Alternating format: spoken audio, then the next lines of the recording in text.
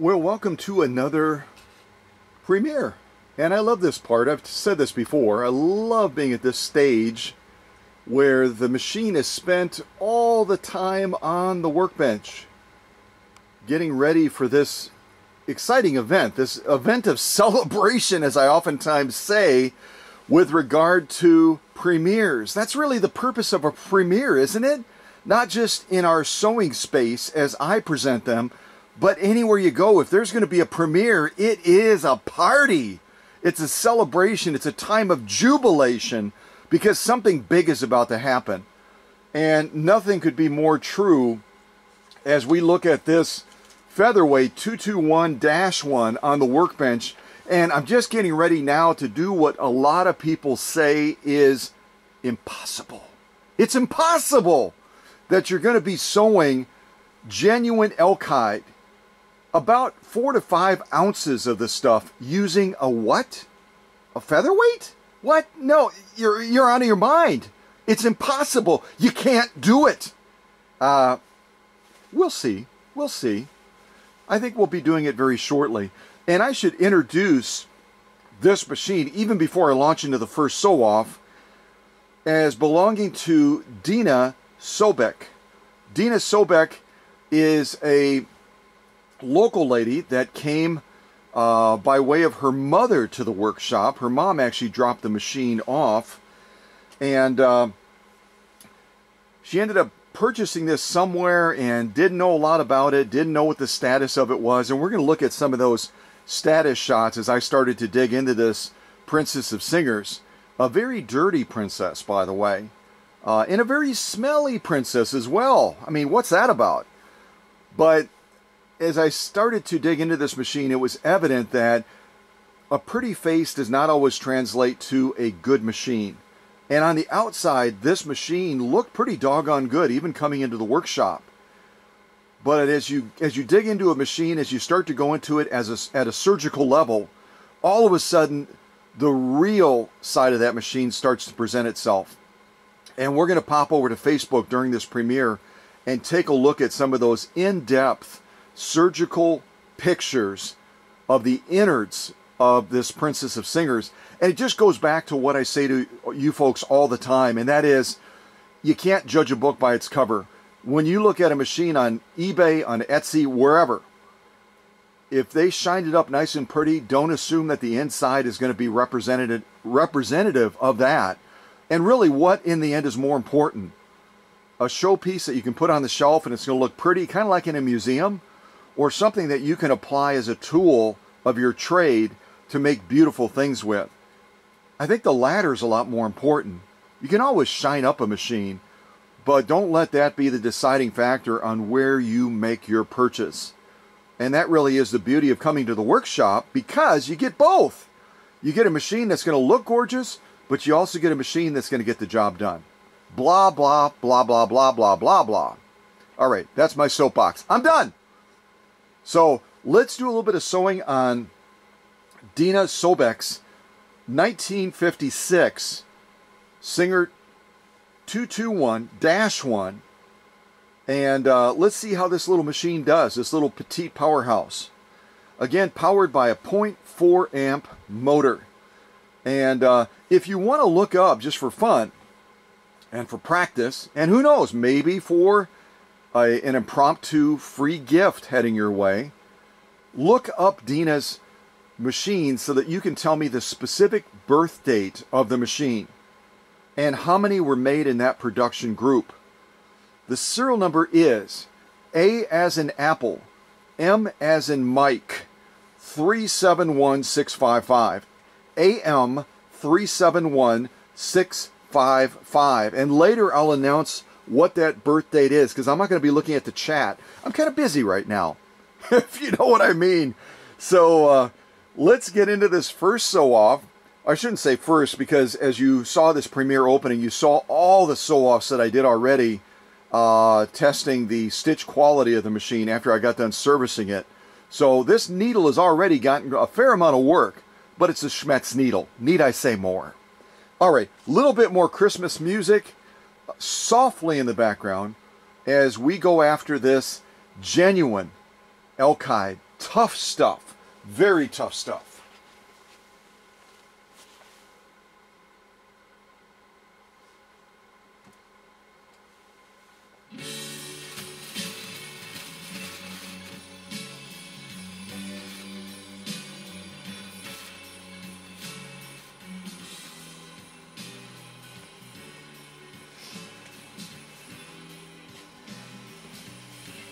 All right, let's see what 0.4 amps looks like after it's been on my workbench. And again, what a lot of people consider to be impossible with a Featherweight 221. Here we go.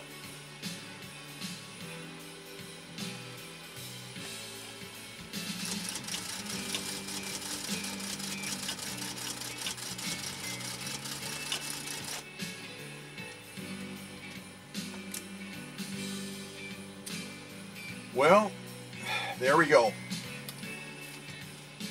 How often do I say it? The impossible happens all the time in the workshop, right?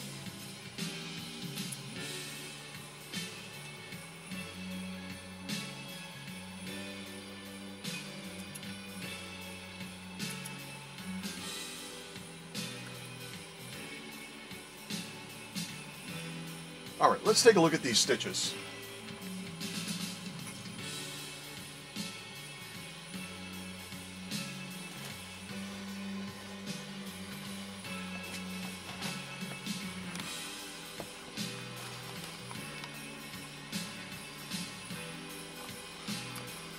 So again, we're looking at 4 to 5 ounces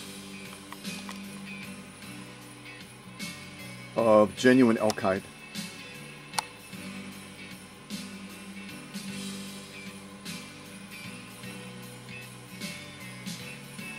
Look at that from the side. Crazy!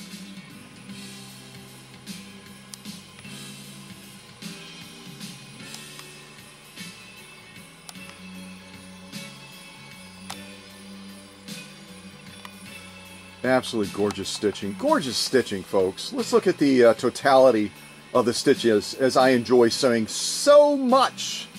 As I enjoy saying so much. Blah! Beautiful stitching. All right, let's turn it over and take a look at that lock stitch.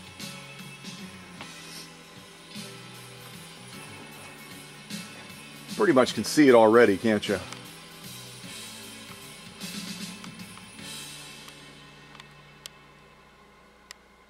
The spacing, the formation, the definition of the stitch, the presentation of the stitch,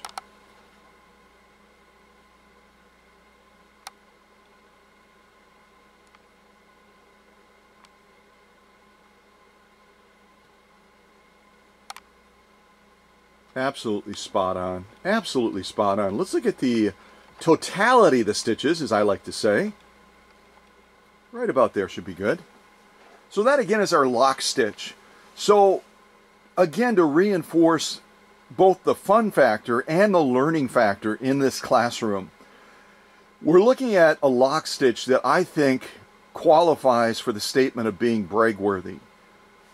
If we're talking about the machine mechanics of this machine, who do we give credit to for this very nicely defined lock stitch? Do we give credit to the bobbin case, which is closest in proximity to it, or do we give credit to the upper tension control in defining this lock stitch? Which is it? Upper tension or the bobbin case, as far as credit for the definition that we're looking at right now with this lock stitch? Go ahead and type it in the chat if you would. Type it in the chat which of those two components of the machine deserve credit for the lock stitch. And then I'll turn it around, and the same question for this top stitch. Who gets credit? Upper tension or the bobbin case as you look at this stitch, which I think this top stitch also is brag-worthy as well. I mean, we're talking about 4 to 5 ounces of genuine elk hide, folks. This is not an easy sew-off, even for a big boy or a big girl machine. And we're talking about a teeny tiny little Featherweight 221-1. only a 0.4 amp motor. 0.4 amps. So it's got less than a third of the power of a Husqvarna Viking.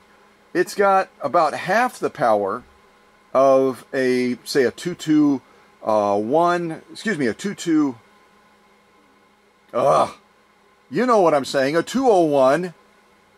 Too much, too little coffee, you decide. But it's just a tiny little motor on this machine.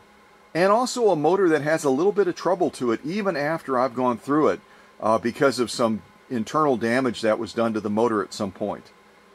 And it just laid down a beautiful top stitch and lock stitch on this 4 to 5 ounces of genuine elk hide. So a tiny motor, but a lot of attitude. A lot of attitude with this Princess of Singers, as I like to refer to this machine. And able to get the job done so easily. There was really no hesitation as I pushed down on that tiny little button on that Bakelite foot controller to engage that motor. It launched into it, it went after the leather, and it got the job done. Okay, enough blah blah blahing. So if you didn't type it in the chat yet, the first stitch that we looked at was that lock stitch. And the credit goes to, it goes to the upper tension. The upper tension control is what defines that lock stitch. This component right here, which I, obviously, you'll see in the Facebook shots, totally tore down and totally clean. Because again, don't believe those blogs or other people that are propagating the lie on the internet that all you have to do is swab between the pressure discs and that's going to be enough. It's not enough, not even close. There's so many components that need attention within this upper tension control. It's just mind-blowing when you start to break it down and you look at all those components, and each one of them needs different care. Some of them need to be stripped of varnishing. Some of them need to be stripped of varnishing and lubricated. Some of them need to be just prepped in some way to be able to do their job adequately as those parts are moving within that mechanism. So whether it's lubing or stripping or removing varnishing or whatever it is, you got to do a lot to make that upper tension be able to deliver to present a great final product of a lock stitch. And what we're looking at right now with this top stitch, that's a product of the bobbin case. That bobbin case needs to pull down that thread to define a stitch to look as absolutely drop dead gorgeous as this. So the two working in concert, kind of like that cute picture of that little girl looking at the machine and studying it and talking about the cow guy, me, talking about getting a stitch to look poppy. That's a poppy stitch right there. This is a poppy stitch right there. And it doesn't happen by happenstance. It happens after a lot of dedicated, very, very conscientious work, surgical work, prepping a machine to be able to perform at a premiere like this. That's the reality, folks. No secrets, no sleight of hands, no magic tricks, no genie in the bottle. Although I do have one of those. Where is it? Yeah, there it is. But that's not how you get a great stitch. It just isn't. Any more than, you know, a quick glossing over the machine is going to give you a gorgeous looking machine like this one. It takes a lot of intentional effort, right? Yeah, you guys know, you're smart. All right, let's move this out of the way and jump into some more sew-offs with this Princess of Singers. And I'm going to go ahead and move this genuine cowhide to the rear next to the other sew-off that I did off camera before this premiere started, with all of these just showing you the scope of the stitching. If I kind of hold it like this, we're starting at the largest stitch and we're going all the way down to the satin range, where this is at the max. I moved that all the way to the max, so 30 stitches per inch, 6 stitches per inch, and a lot of ranges in between, and just beautiful stitching top and lock, as it should be. And it wasn't sewing like that when it came to the workshop, obviously. This princess needed a lot of care, but thankfully Dina and her mom were smart enough to say, that guy in Okanto, let's go to him. That's the guy, the cow guy that we want to go to to get our princess running at the top of her game. So let's, you know what, before I do that, I was going to jump into another software right away. Let's just kind of zoom this way a little bit, and I'll walk you around this featherweight real quick, if you're not familiar with a featherweight. And let me come out a little bit first, because I'm going to show you something else real fast here. So first of all, if we're winding a bobbin, we only have one spool pin on the featherweight. So we have to come across through this thread guide, just like when we're going to be doing normal sewing. And then we come across the front of the machine with a thread to this tensioner right here, and then straight up to this really cool bobbin winding, I'd love to say tire, but it's not. It's a bobbin winding disc. On the featherweight, it's a metal disc versus a rubber tire. So this sucker, in all likelihood, should never wear out. You know what I mean? It'll last forever. So I think it's brilliant the way they designed that. And then you put on your bobbin, obviously, and then you rotate this down into the balance wheel, wind your bobbin, obviously disengage your clutch, and then when you're done winding, you just go ahead and rotate it back up again. So real simple to wind a bobbin. Let me zoom in a little bit. We'll look at some of the other features on this machine. Very simple machine to sew with. And I think that's why it was so readily embraced and loved when it was introduced at the Chicago World's Fair back in 1933-34. And right away, I mean, it's cute, it's petite, it's portable, but also it's very easy to learn it and embrace it and love it and sew with it. So this obviously is our stitch length right there. And we've got this so we can lock it in place if we want. We just screw this in or unscrew it so we can move this lever up and down and then lock it into the stitch length range that we want. Obviously, if we move it all the way up to the top, we're going to be sewing in reverse. And that's a wonderful feature on this machine. The only thing the featherweight lacks that it's basically its successor, the 222K, has is a feed dog drop. But you can certainly add a darning plate or something like that to this machine so that you can do freehand embroidery or free motion quilting with this little petite powerhouse as well. And then as we look at the top of the machine, it's very simple to thread this machine, at least in my humble opinion. And you know what, to do that, let me come off the tripod real quick just to show you. And we'll take a closer look at this machine so that if any of you, I know a lot of you have the plan of wanting to get a featherweight, that way you've got a reference, as simple as it might be, so that you can know that you've threaded it correctly and got it all set up properly to sew. So off the top, spool pin, thread coming across the top, goes through the same thread guide that we just did when we were pretending to wind a bobbin across the front. And then we come down to the upper tension control, which is spick and span and spotless right now. And again, you always want to make sure when you thread a machine that your presser foot is in the up position. Because if it's in the down position and you try to run the thread between those discs are going to be clamped together and it might go into the edge of the discs, but it's not going to go all the way into the discs. So always make sure your presser foot is in the up position. Also make sure your needle bar is, not your needle bar, well I guess it technically is your needle bar, but your take-up arm is all the way at the top point as well, okay? Make sure those two things, take-up arm at the top, and then also your presser foot lever in the up position so those discs are not depressed. And then you'll bring the thread between the two discs, you come around, you kind of come underneath this take-up spring right here, and you have to draw that take-up spring over to the right so that that thread goes over that small little thread guide right there. Don't miss that step or you're going to have a world of hurt. Seriously.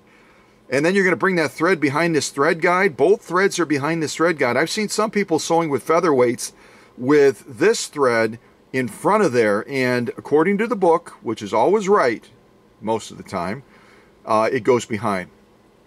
Up to your take-up arm. Down here, we've got a thread guide right there, and then we're going to come all the way down here to another thread guide,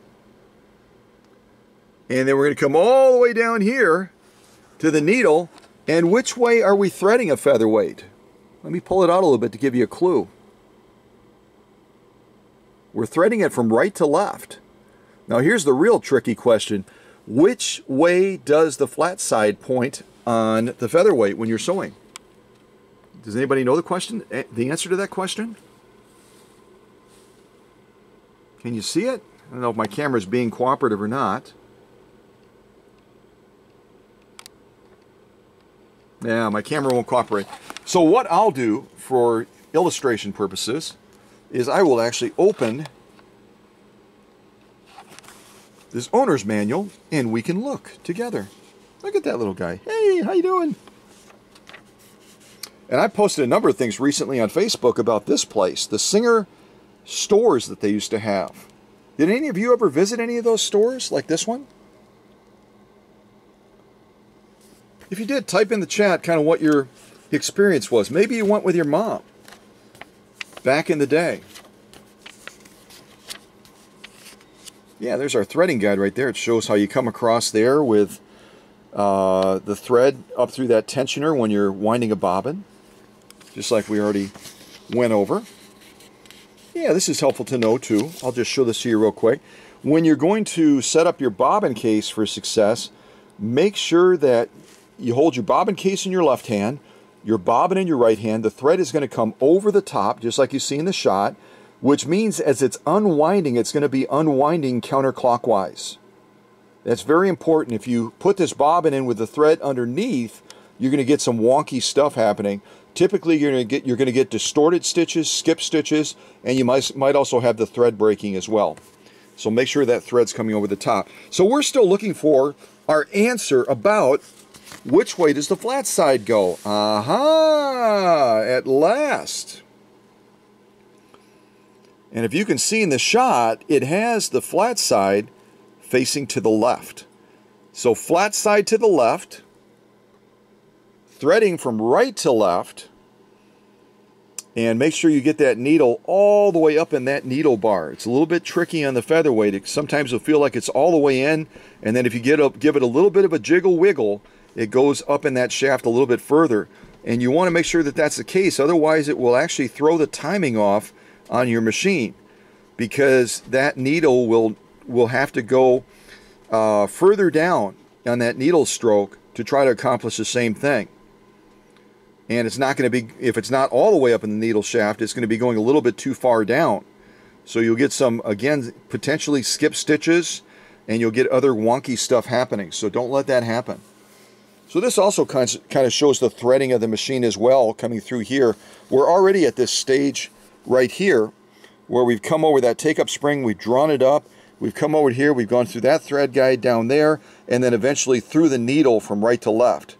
So fairly easy to thread, but there are a couple little tricky spots that you want to keep in mind so that you don't misthread your Princess of Singers either. And just a lot of other great tips in the owner's manual as well. It never hurts to have an owner's manual, no matter how simple a machine seems to be to operate. So don't kind of roll the dice and just go with a gut feeling or an assumption about how that machine should or shouldn't be set up. Does that make sense?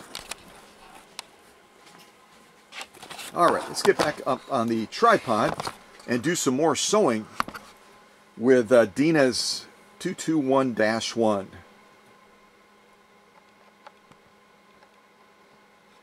So what should we sew next?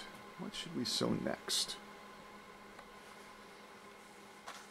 Thinking we might do, maybe we'll do some more leather. Again, the myth that sometimes is propagated out there about featherweights is that you can't use them for leather sewing, when in reality you certainly can.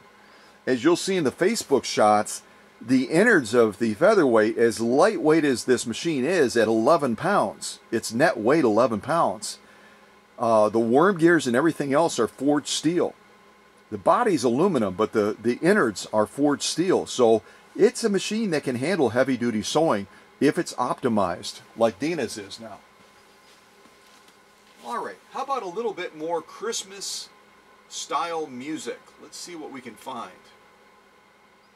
How about Waltz of the Flowers by Tchaikovsky? It's kind of fun to say, isn't it? Early in the morning, middle of the day, late at night, all the above? All right, and this is a perfect song for what I want to sew next. I'm going to turn it up a little bit.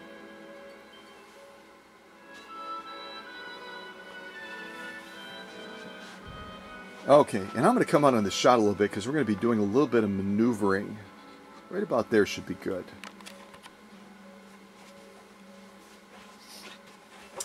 So let's sew a little bit of protected full grain leather. This is protected full grain leather right here. You can see it's not thin stuff. It's probably going to be about 3 to 4 ounces. It's comparable to the elk, genuine elk hide, maybe a little bit thinner. But again, with protected full grain leather, the tricky part of it is that it tends to be a little bit of a glossy leather. It's a little bit slippery when it's going underneath that presser foot and over those feed dogs. And especially as we try to go around in a circle with this, it can create some challenges for us. So hopefully, especially after all the sewing that I've already done on this needle, we can pull this off. We'll give it our best. And I'll tell you what, that may be a little bit too big of a piece. Let me cut it down just a little bit.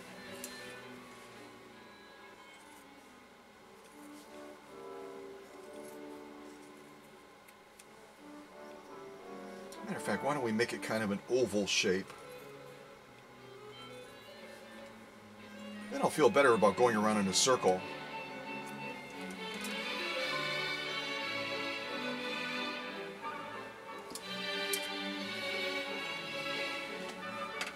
All right, let's do this. Perfect music. Oftentimes hear this with skaters and stuff. Here we go.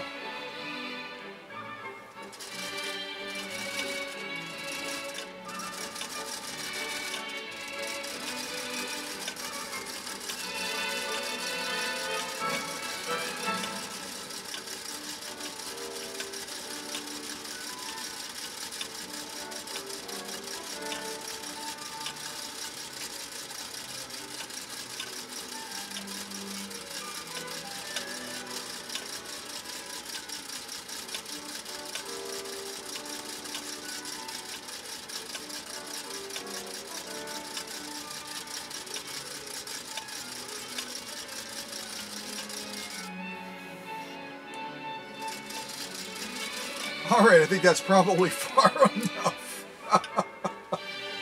Oh my goodness. It gets you a little dizzy, doesn't it? Perfect song for that. I love this song. You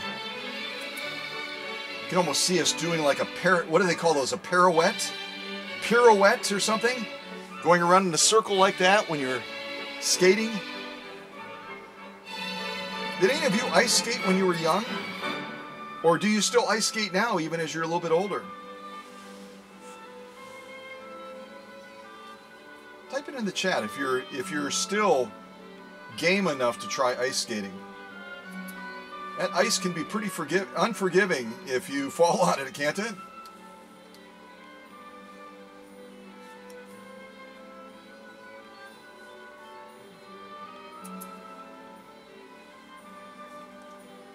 All right, let's take a look at this. And I think I'll use Maddie's thread holder for this because it's going to create a little bit more of a challenge for us to see it, but I'm also going to wipe that bed off. That's driving me buggy. Some of the leathers, you know, they just kind of molt.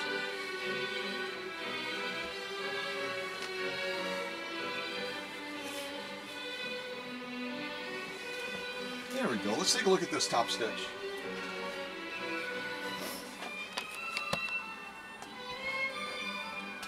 We'll do it in reverse this time. Let's look at the totality of the stitching first. I'm just going to turn that a little bit more. And then we'll zoom in on it. So I've got my slippers on today, but even with my slippers on, I was able to meter out that power fairly well. I really had to hold the power back. Again, we're talking about 3 to 4 ounces of protected full grain leather, but this featherweight with its 0.4 amp motor really got the job done. And a big part of that is the way that I service this motor. Not all featherweights would be able to do this. I'm going to say it again. Not all featherweights would be able to sew leather at this level. They just wouldn't. So let's go around this circle now, and I'll see if I can follow it, and we'll take a look at these stitches. And no, I'm not going to try to do it to the music.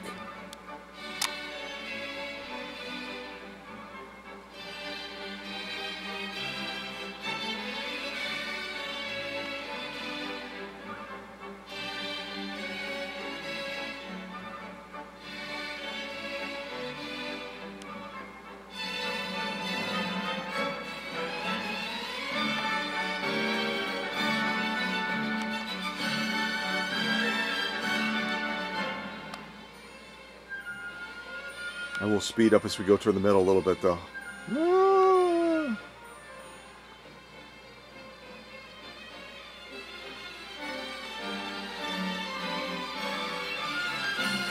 All right, make you all dizzy here.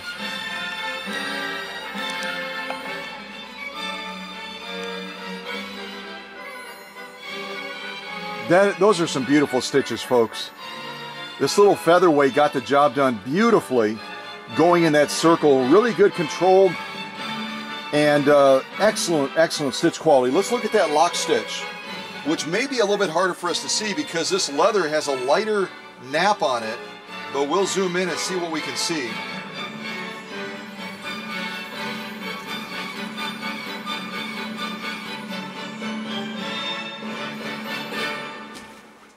Beautiful piece. Wasn't that beautiful? All right, and I'm not going to make you sick and try to zip around in the circle too much.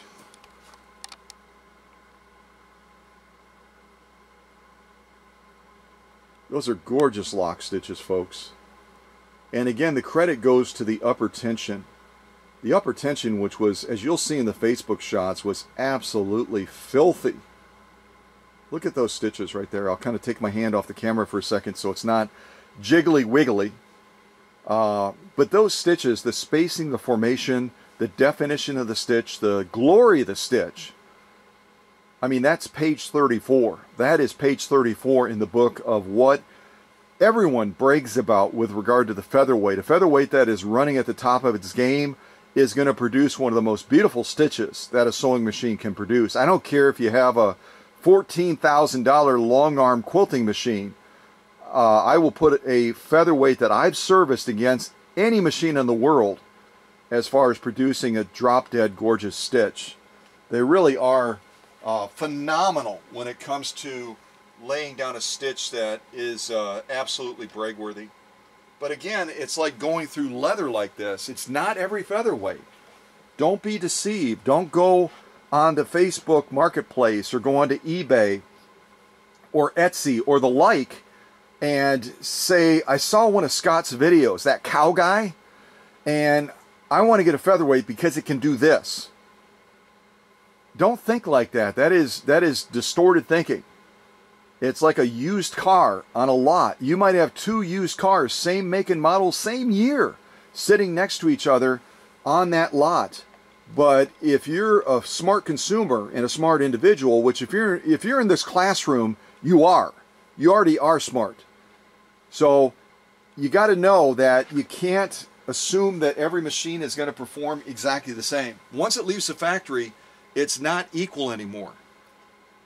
It's no longer equal. It has different history as far as maintenance, the use of the machine, the abuse of the machine, and it will not perform the same as every other featherweight.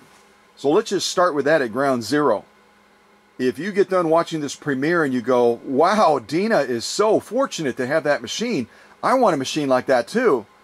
And you go out and you pick up one on eBay or something where that individual hasn't done any of the servicing or deep cleaning that you'll see in the Facebook shots that I did to Dina's machine to get it to be able to sew at this level, at this ease of level. Look at how easily it did this. I mean, we're just tooling around this like it's a light cotton, but it's like 4 or 5 ounces of protected full grain leather.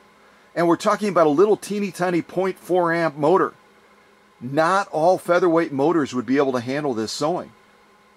They just wouldn't. So keep that in mind if you get done watching this premiere and you're like, wow, I want a featherweight. I'll find you one, and I'll service it, and I'll optimize it, and I'll get it sewing at the same level that inspired you to want to have one after watching this premiere. But if you just pick it up anywhere, be prepared for disappointment. I can't tell you how many machines I've gotten in that people have bought elsewhere because they thought it would do the same as the machines they saw on my channel. And then they had that big slap in the face of disappointment. But thankfully I was able to resolve it, get it back to them, and then they were happy again. But an extra step and a lot of extra expense. So just keep that in mind. Keep that in mind. All right. Blah, blah, blah, blah, blah, blah, blah, blah. All right. So this is a definite pass. A single layer of protected full grain leather. Again, about 4 or 5 ounces of leather. And this featherweight that belongs to Dina Sobek did a fabulous job. Fabulous job. Really, really nice. Okay. So let's move on to the next sew-off, but I'm going to find some more music as well. Let's throw that to the back. And I still have that silly molting stuff all over the bed. There we go.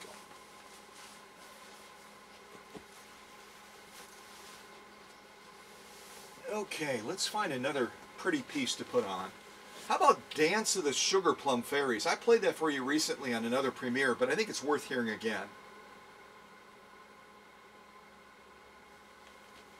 It starts out real soft and it kind of builds up a little bit. So, what should we sew next? Why don't we do some of the vegan style leather? Let's get back up to that needle and see what we can sew next.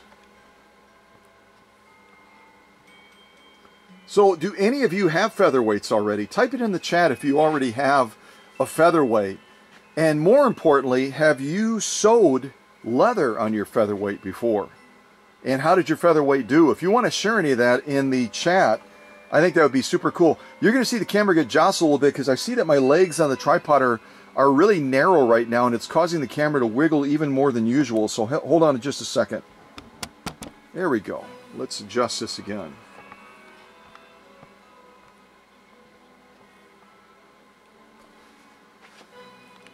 Okay, let's get set up for some vegan leather sewing. And again, this is leather, but it's got a combination of vinyl and other stuff in it as well. So it really is a super tricky material to sew.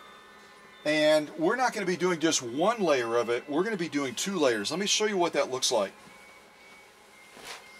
So this is vegan style leather. And I believe it was Maddie out of Florida that came up with that term. And I like it. I think it fits it pretty well because it's got some leather in it, but it's got vinyl. It's got, you know, it's not a genuine 100% leather. But you can see on the nap side, they did a wonderful job of creating the illusion that it's 100% leather. As you look at it real quick, it's like, oh yeah, that's definitely a leather. But this was the stuff that you would use on the chairs, office chairs and that back in the day. And it was durable, it was cheaper than leather, and it still gave you a finished product that looked nice. And we're going to try going through 2 layers of it, and I'm going to put it back to back so that we can see that lock stitch a little bit easier than we could otherwise. So let's slide it underneath the presser foot and see how this little featherweight does. And we'll kind of go down and around in sewing a material as tricky as this. Again, any of you that have never sewn vinyl before, you're probably going, what's the big deal? Why are you getting all dramatic about this? Well, when you're sewing vinyl, because of its composition, it has a tendency to really make it difficult for that thread to pass through. First of all, it makes it difficult for the needle to pass through, even if the needle is brand new, sharp, and ready to go, which this needle, after all the sewing I did off camera, and the sewing I've already done on camera, is not at the top of its game anymore, but it's a Schmetz needle. It's still getting the job done. So vinyl is just a real tricky material when it comes to creating skip stitches, distorting stitches, and just making it difficult to get the job done. So we'll see how well this machine has been prepared in being able to sew not just one layer of this stuff, but 2 layers back to back. And I emphasize back to back because when they make a material like this, if you go the same direction, it's just like going with the grain of the wood. If you ever done any woodworking, you always want to go with the grain, not against the grain. If you go against the grain, it can create a world of hurt for you.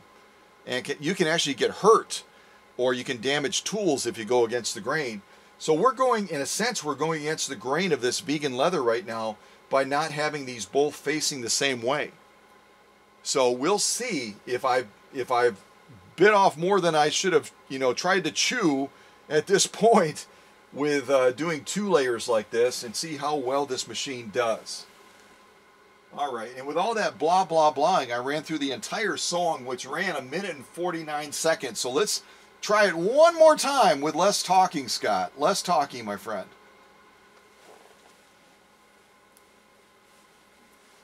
All right, here we go.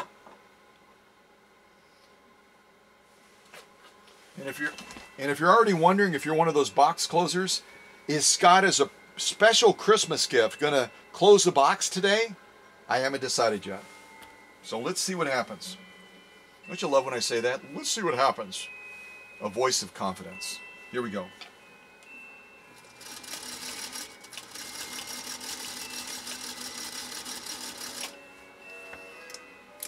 All right. Let's turn this.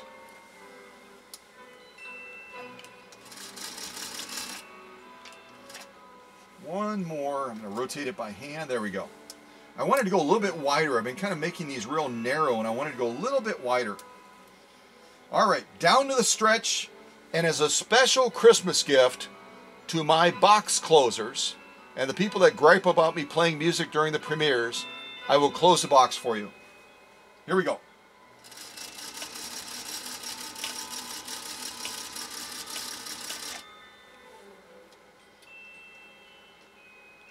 But the bad news is it's not going to be completely straight across. It's going to be at a little bit of an angle. So if you want to send me a note about that, that's fine too. All right, here we go. The box is going to be closed.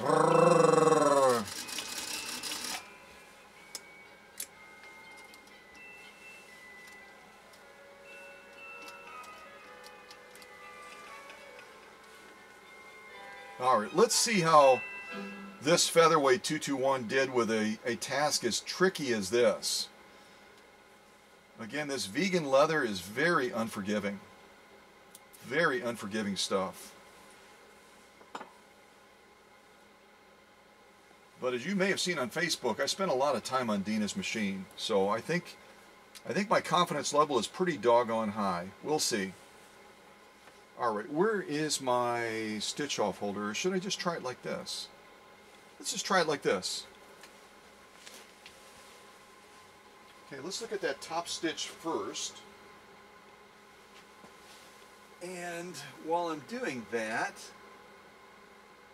I will put on Deck the Halls with Vocals.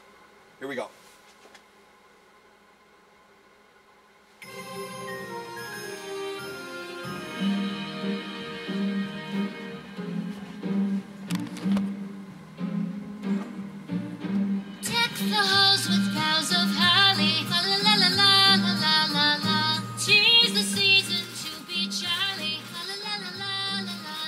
She does sound jolly, doesn't she?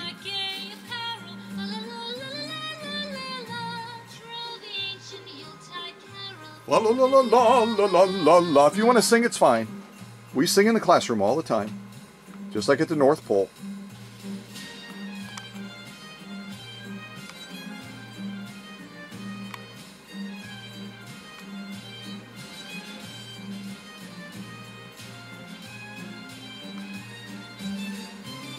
Beautiful stitching.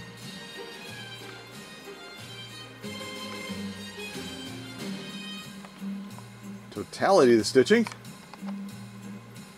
And I'm seeing a little bit of a light reflection off of there. Hold on a second.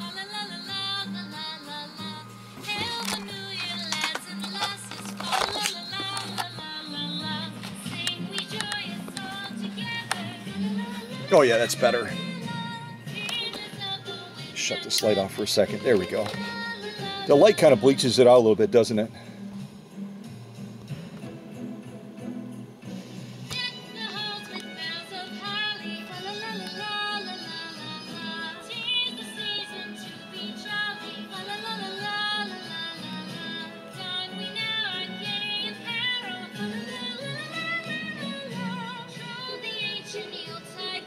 Beautiful stitching.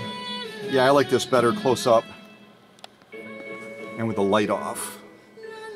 Let's turn it over and look at the lock stitch, which is hard to tell on this one unless we've actually turned it over right at the moment, because we put those back to back so they look identical, don't they? But look at that quality of that lock stitch. That is just absolutely spot on.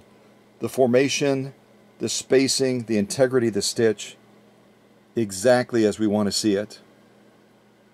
And again, whenever you're dealing with the lock stitch, because that needle has to fight gravity coming back up through this very tricky leather vinyl vegan style material, it makes it really, really tough for a machine to have quality of stitch when it comes to that lock stitch. That's why most of the time when you see people presenting stitches when they're trying to sell a machine, very seldom will they show the lock stitch. They show the top stitch, which is a lot easier to define because it's being created without having that gravity factor of trying to pull it back up.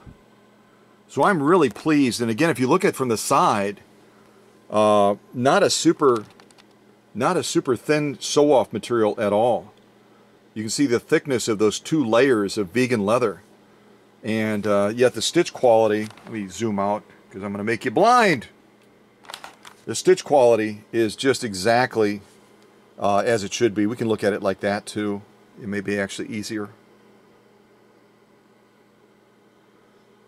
And that's why people, when they have a featherweight that's sewing at the top of its game, they do puff up a little bit and they get a little bit braggadocious, because the featherweight, because of the hook system in the machine, does a fabulous job in creating a very, very beautiful stitch. Very beautiful stitch. And again, just look at it from the side.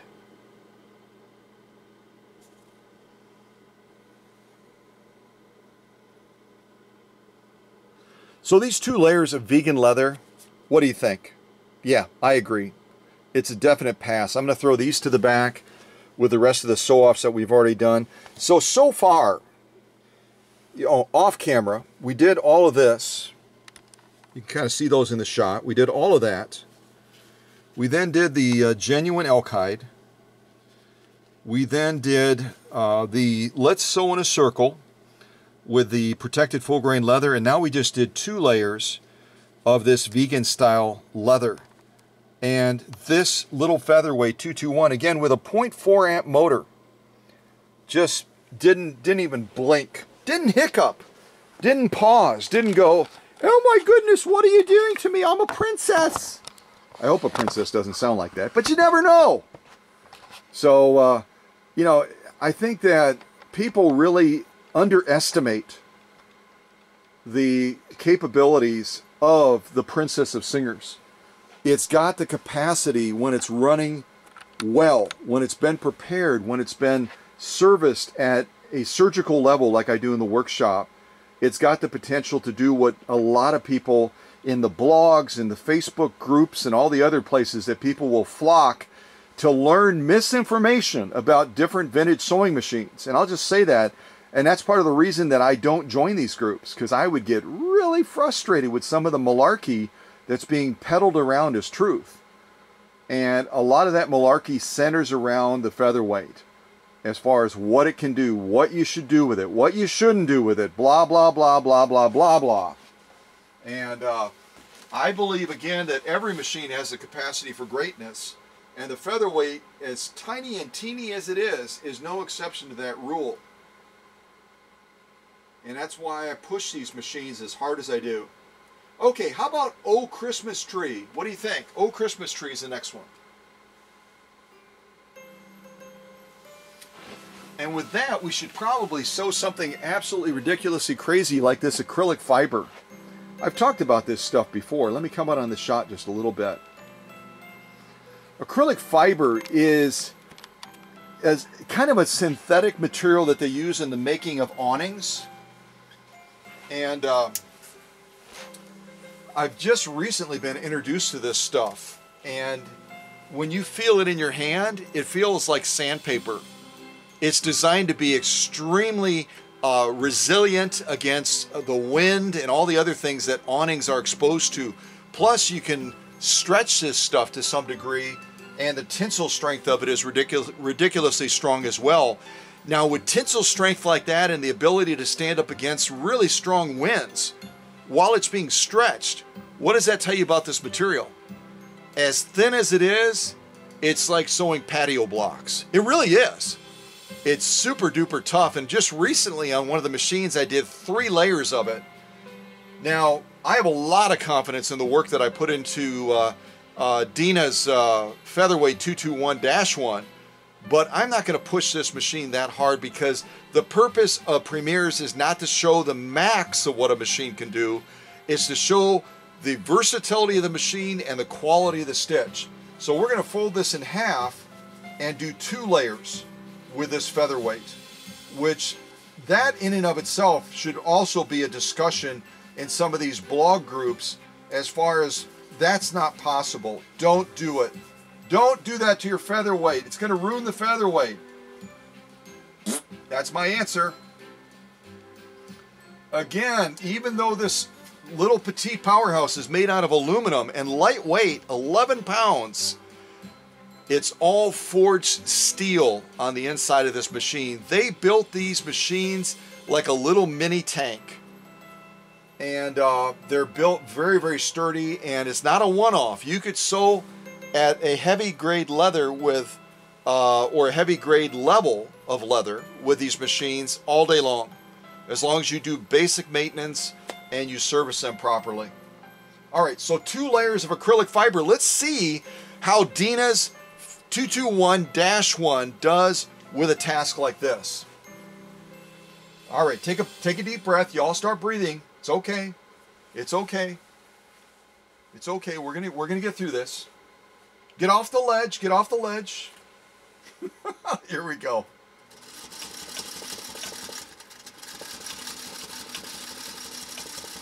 You hear the machine working to try to get through this stuff? Can you hear it working?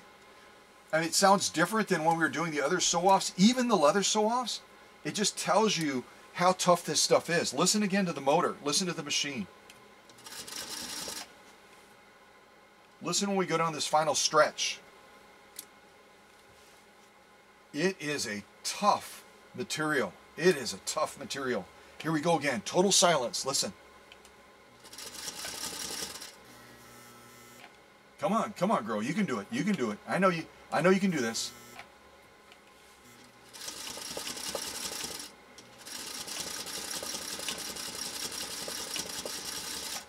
That is ridiculously difficult, folks. That acrylic fiber, holy mackerel, you could probably, if it didn't catch fire, you could probably use it to build a space shuttle. Seriously, it's that strong. It's that resilient. I probably just killed my Schmetz needle doing that, but oh well. I've got more. I've got more Schmetz needles. And I can see already going through 2 layers of this with this little featherweight that if we wanted to sew this all day long, we would have to make some adjustments as far as that upper tension. Our top stitch is looking really good. I'll kind of just hold it right there for you. Our top stitch is looking fine, but our lock stitch looks a little bit loosey-goosey. As that cute little girl I posted on Facebook would say, it's not poppy enough. So we're going to look at these 2 layers of acrylic fiber, and then we're going to sew down the middle of it after we make a slight adjustment. Let me grab my thread holder and we'll take a look at this closer up. Yeah, that's our top stitch right there. And again, this stuff is used to make awnings.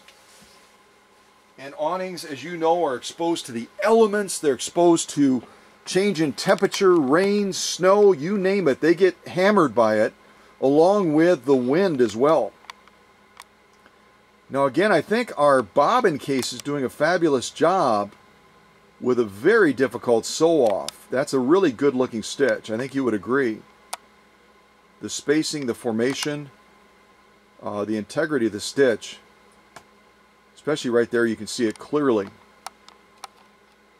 is absolutely spot on. Absolutely spot on. There too we can see from the side, I've got the material angled in a little bit of a funny way. Let me just turn it a little bit more towards the camera so we can see that side just a little bit more clearly. But those are beautiful top stitches. So our bobbin case is doing a fabulous job of pulling that thread down through 2 layers of this acrylic fiber. Beautiful job, beautiful job. Again, if you ever sewed this stuff on one of your machines, folks, you'd know exactly what I'm saying. Let's look at the 2 of them together as we go across.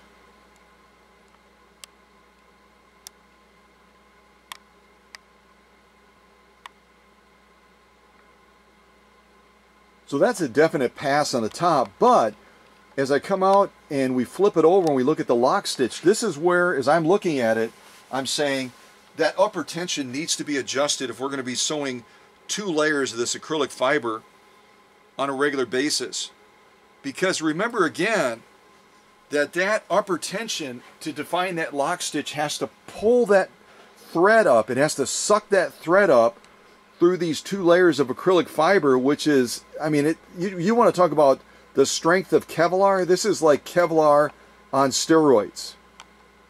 And so as we look at the lock stitch, it's not horrible, but it's also not poppy enough. It's just not poppy enough. And look at the intensity of that material. Look at how dense it is. Ridiculously dense when it comes to you know, trying to pierce it.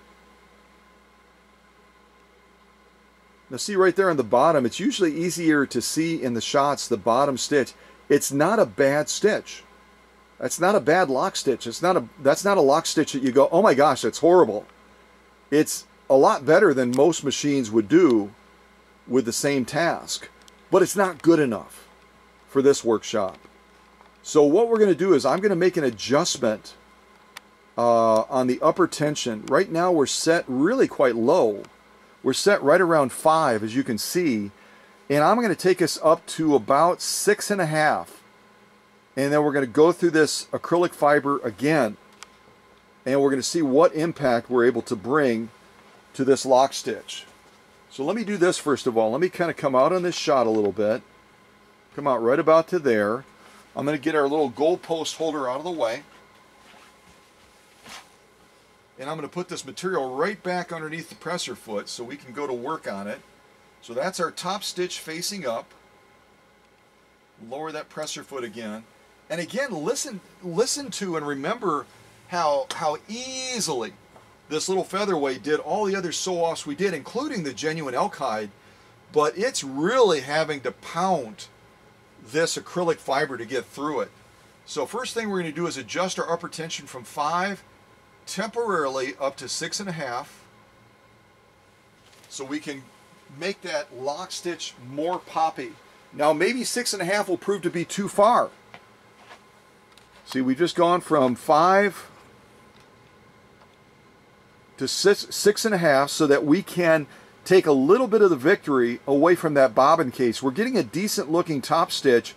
We're getting more of a loosey-goosey lock stitch. So our solution is to increase that upper tension, to overpower that bobbin case a little bit, and to define that lock stitch more. If we decided we didn't want to do it with the upper tension, then we would have to go to that bobbin case and back off that screw a little bit that applies pressure to that to that plate. It's basically a tab of metal that's going to be in that bobbin case pressing against that thread. And we would back it off a little bit so that it's not pressing as hard.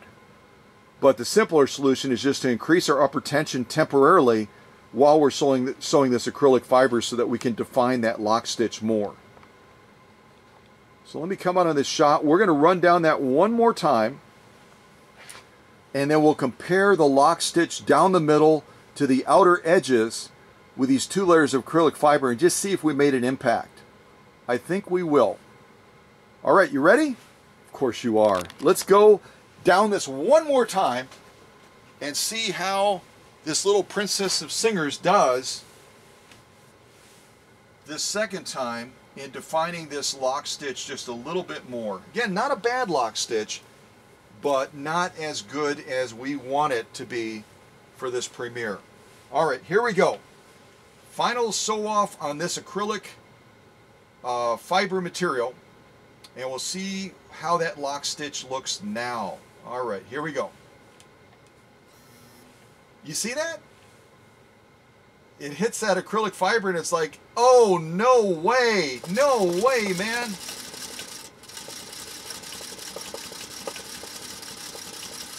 You can just hear that working. You just hear that machine going, you know, kind of like the little train. I think I can, I think I can, I think I can. It's kind of what this featherweight is going.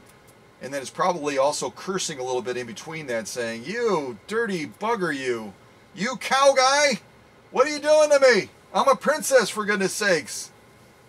So this is our top stitch right here. I'm going to go ahead and give that a clip, and then we're going to take a look at this and see what impact we've been able to bring. Okay, and I'm actually going to mark it so that I don't get confused because it looks the same to me. So I'm going to, right over here, I'm going to put a T.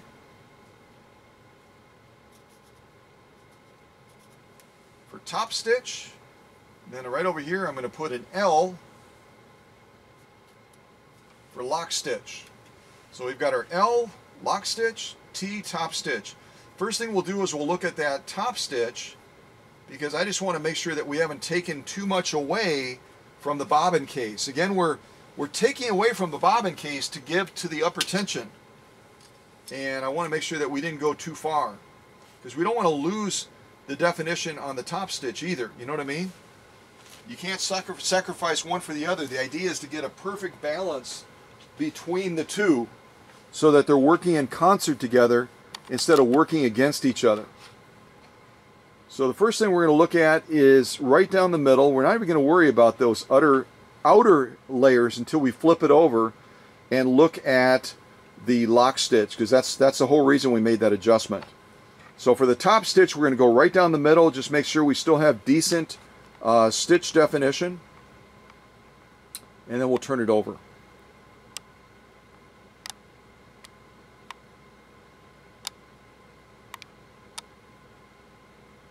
So to my eye, we're still getting very decent stitch definition for that top stitch.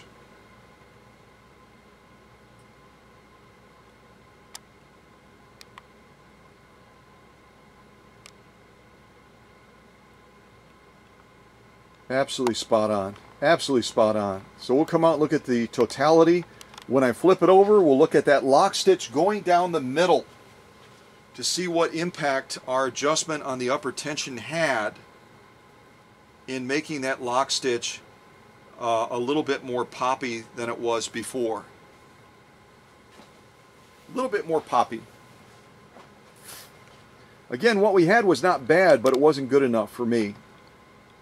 So let's look at that first, and then we'll kind of come out a little bit. We'll look at the outer ones as well comparatively.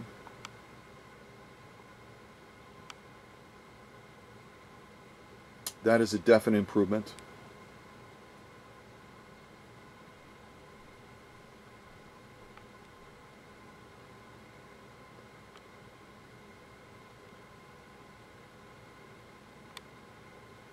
I'm going to come off the tripod because I'm just not getting, I'm not getting the right angle, and I think part of it is as well that the color of the thread, the color of the material kind of makes it a little bit harder to see as well. So we'll just take an extra few seconds and come off and get really close to this, because I really want to be able to see what impact we had, if any, in improving the poppiness of that lock stitch. This camera just does not like it when I try to get too close to something.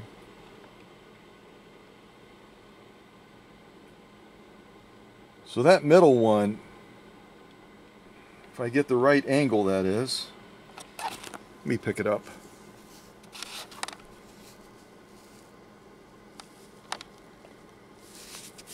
Let's try it like that.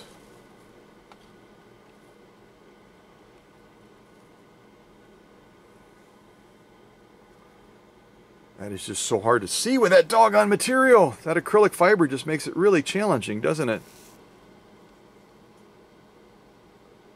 Let's try it like this. I think that will help a little bit.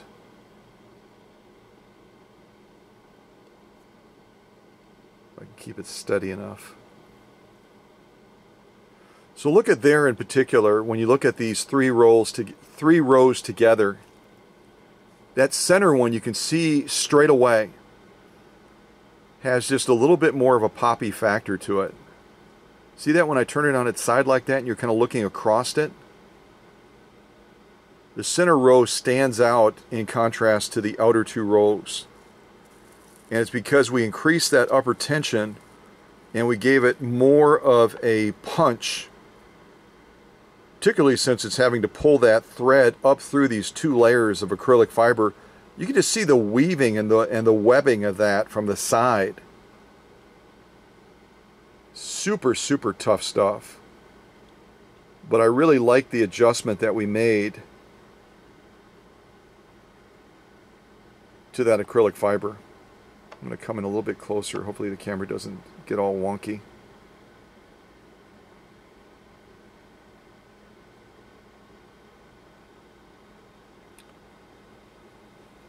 So if I were sewing a lot of this stuff, which I probably would not have a lot of fun doing because it is tricky stuff to sew with, I would go ahead and keep that upper tension adjusted up so that we got a poppier stitch going down the middle like we are right now. See right there in particular.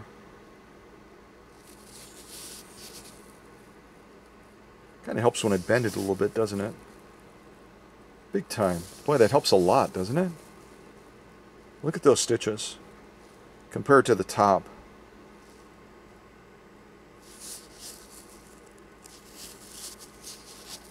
Yes, I'm doing this one-handed, so if it's not totally steady, give me a break.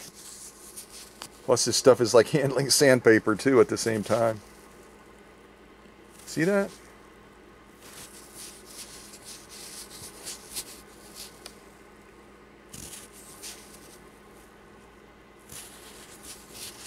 And I'm spending a little bit more time on this because this is probably, out of any of the materials that I'm going to be sewing off on this premiere today, this is the trickiest materials, this awning material.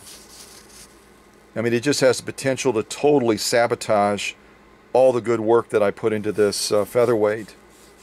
But even after sewing all the stuff that we've sewn already, all that stuff back there behind the machine that you can kind of see through the bed there, even with a partly worn down needle, we're getting a stitch result that is absolutely brag-worthy. Absolutely brag-worthy. Look at that. When I kind of bend it like that, those stitches right there in the middle. And again, if you compare it to the other ones, those are just not nearly as poppy. They're loosey-goosey. This one just really pops beautifully, doesn't it? So really a tricky material, also very tricky to film as well. But I would definitely give this a pass. I'm going to go ahead and throw it behind. And we're going to keep marching forward. Keep marching forward! So, I really am feeling good about the performance of this featherweight. And it just confirms already what I know to be the case. And that is that every machine has the potential for greatness. And a lot of people would say right away, well, duh, it's a featherweight. Of course it's going to have greatness. Folks, there are a lot of featherweights out there that just do not sew at all. Nowhere close to what this machine is doing right now, Dina's machine. So again, it goes back to the used cars. Just because a machine is a certain type of machine doesn't mean that it's going to be able to sew what we've done during this premiere, and certainly not sew to that quality level like you just saw with that crazy 2 layers of acrylic fiber. That stuff. If anyone takes the time to write me a note and says, would you send me a sample of that acrylic fiber, I really want to try it. I really want to try it. Please, I'll send you a sample piece of that acrylic fiber so you can try it on one of your machines. It's crazy, folks. It is. Now, if I get 100 requests, I'll take the first, I'll tell you what, I'll say this right up front. I'll take the first 10 requests that come in for somebody wanting to try the acrylic fiber. I will do it. Contact me through Messenger on the Facebook page, would you? And if you're absolutely like, I don't do Facebook, don't make me do it, don't make me do it. Okay, then email me or text me at my number, and I'll send you a sample of it. Give me your full name, your address, blah, blah, blah, and you can try this stuff yourself. It's nuts. It's worse than the nylon webbing stuff that you've seen me sew before. The yellow stuff that you used to tow cars with, this is worse. It really is. It's a lot tougher than that, even. That stuff is not as dense in the composition as this stuff is. Not even close. All right, let's do the first Noel, and we're going to jump into some, I think we'll do some compressed fiber next. Some compressed felt.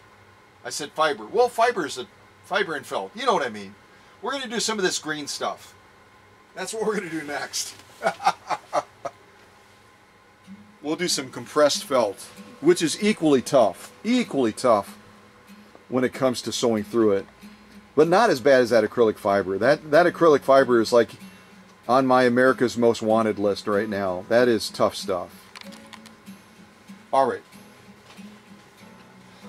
Let's buzz down some of this compressed felt.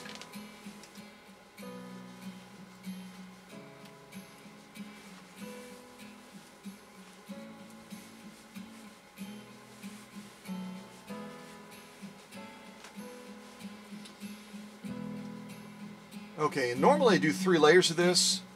For this premiere today, I'm going to go ahead and do 2 layers. Matter of fact, I'm going to cut this down a little bit because I've got a huge chunk of this stuff, and we don't need that big of a chunk.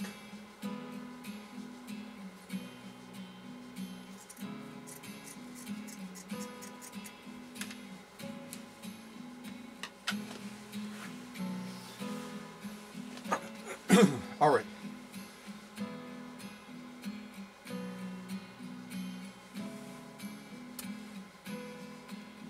This doesn't sound like the first Noel at all, does it? Is that what it's called? Yeah, it's an instrumental version of the first Noel. I'm just not hearing, the melody coming through real clear. Are you? All right, so with our semi-tired Schmetz needle, let's see how this 221-1 does against this compressed fiber. Not as tough as the acrylic fiber, but this compressed felt, if I get the word right, this compressed felt is a very tough sew-off as well. So we'll see how this compressed felt does against this machine after we just went through 2 layers of acrylic fiber. Blah. I want to go take a shower after I use that acrylic fiber. It's so tough. All right, here we go.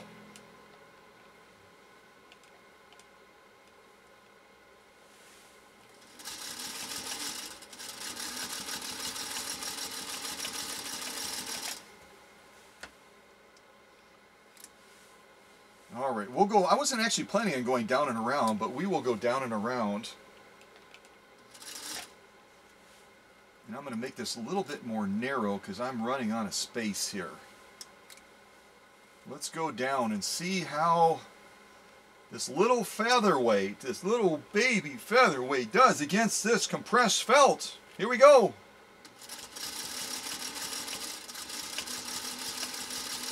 Now remember, I broke a needle sewing this stuff one time on one of those premieres. If you follow me faithfully, you saw that happen. It was like, holy mackerel. I've never ever, apart from that one premiere that I recall at least, I've never broken a Schmetz needle sewing any material, even multiple layers of leather. And this compressed felt snapped one of my Schmetz needles. No, I didn't cry, but it was fairly emotional. It was fairly emotional.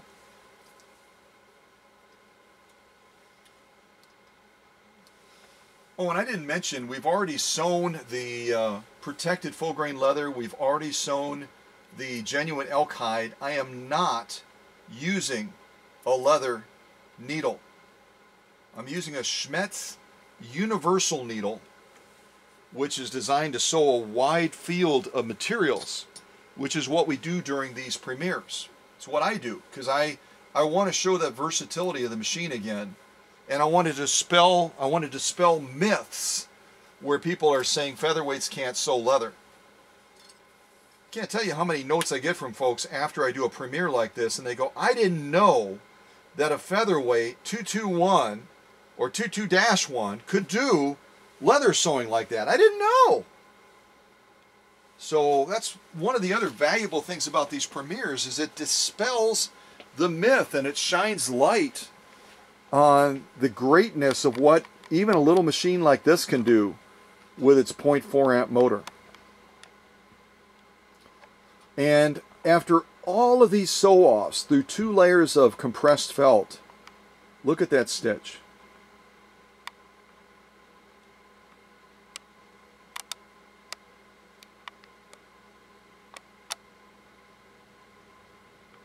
Page 34.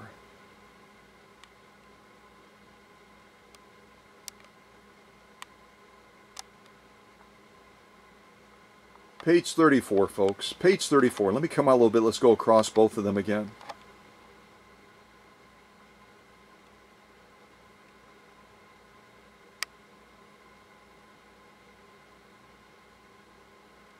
That is amazing. That's amazing. It is.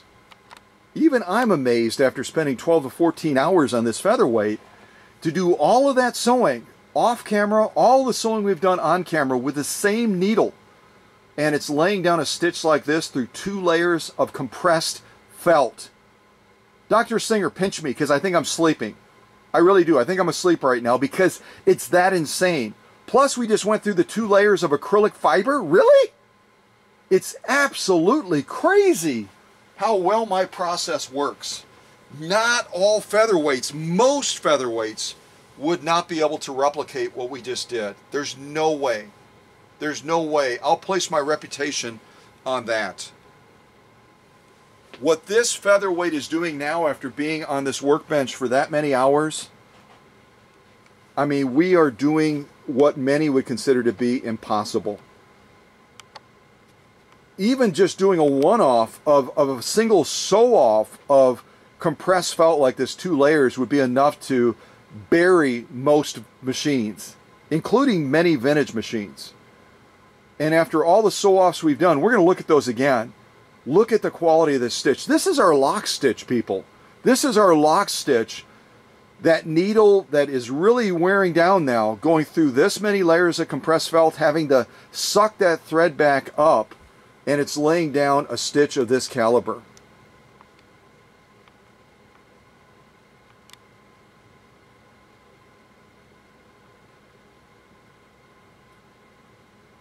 Page 34.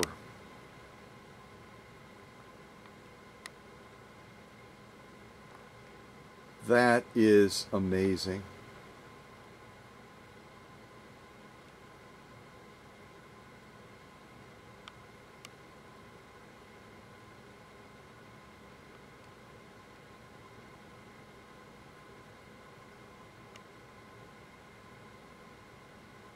Wow.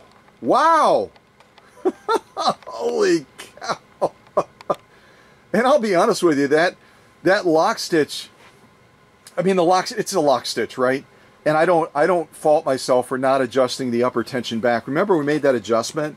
We were only at 5 on the upper tension, and I bumped it up to what, 6.5 when we were going through that acrylic fiber this second round because that lock stitch wasn't poppy enough. I never turned it back to 5, which is okay because we just went through this compressed felt. And the result was we didn't have to do it a second time because that upper tension had been adjusted up slightly. And the result was that in order to adjust for a material that is notorious for totally messing around with the definition of a lock stitch, we were anticipatory and we went after it right away, and we were able to get a really quality lock stitch on these 2 layers of compressed felt the first time around. So I'm really, really pleased with this outcome. Plus, we still had a very good looking top stitch. So it just goes to show you, you'll have some people in some of these Facebook groups and other things like that, they'll talk about, oh, you should never have to adjust the tension. That's malarkey. That's absolute malarkey, because as you change material types, that needle and that thread is going to respond differently to that material than another type of material. The machine has the capacity to sew any material if it's optimized like my machines are, but you still have to make subtle adjustments in order to maintain that stitch integrity, that stitch quality. And this is the evidence of it right here with that acrylic fiber we did, and now this compressed felt. So don't be afraid to make subtle adjustments on that, wherever it is, on that upper tension to maintain the integrity of the stitch. If you embrace again another myth, kind of like featherweights can't do this or that, if you embrace the myth that you don't have to make adjustments to your tension to get quality output as far as the stitch integrity, then you're going to be frustrated out of your mind. You're going to be frustrated out of your mind. You just will be. So again, I'm going to give this a definite pass. This again is our camera that never stops moving. Stop moving, doggone it. I'm going to trade you in for a GoPro. So that's our lock stitch. That's our top stitch. Both equally gorgeous, and after all of the sew-offs we've already done, let me show you again what we've already gone through. I think recapping sometimes is helpful. So we just did, now I'm dropping stuff. We just did this, and I got to turn my screen around. We just did this compressed felt, 2 layers of that. I'm going to throw that to the back. It's a pass. We did this 2 layers of vegan leather, a definite pass. We did this single layer of protected full grain leather. We went around and around and around and around and around, a definite pass. We did this single layer of genuine elk hide, a definite pass. We did this acrylic fiber. Ugh, it gives me a shiver up my spine. We did this acrylic fiber twice because we had to make that upper tension adjustment to define the lock stitch more. An absolute pass. And off camera, I did all of this. And this Smets needle is still going, come on, come at me, bro. Come at me, bro. I gotcha. I gotcha. Or as my New York friends say, yo, come on, give me some more, give me some more. So yeah, I mean, it's amazing when a machine is running at the top of its game. And many have told me that used to work for Singer back in the day. Scott, I used to sell these door to door. I had to demonstrate them to customers on a wide scope of materials like you do during your premieres. And my machines, fresh from the factory, would not be able to sew at the level and the quality that your machines do after you've gone through your process. That's saying a lot, folks. And I am deeply humbled by that statement from these folks that worked for Singer back in the day, demonstrating a lot of the machines you see on this channel. And yet, because of my process that I've been perfecting for over 2 decades, my machines, according to these individuals, not according to me, these individuals tell me that my machines do better than the majority of their machines that were coming fresh from the factory. How cool is that? That is super duper flippin', you gotta be kidding me type cool, right? All right, let's go down to the needle again. And I think we'll do some denim now. I think we're going to sew some denim. First of all, I'm going to find a little bit more music to put on, and I'm going to get a little drink. Because as you folks are there relaxing, I am like talking up a storm. What a newsworthy event that is, huh? Scott likes to talk? No way! How about Joy to the World? Here we go.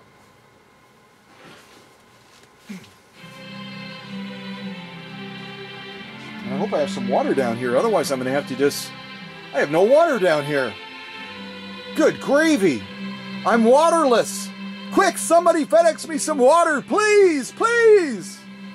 Hey, did y'all see what I have holding my cords? Whenever you're sewing like this and you're on camera and you're like, okay, I don't want the cords to be getting in the way and that, so... Mr. Bean's car. Yeah, yeah. I love it. All right, let's do some denim sewing. Let's do some denim sewing. I got a huge chunk of denim here. Holy mackerel, what was I thinking? I don't know what I was thinking.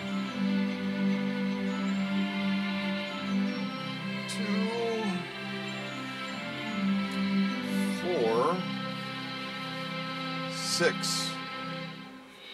I don't know, 6 layers after all the sewing we've already done on this needle? Are you serious? That's insane. Maybe we should do 4 layers or 5.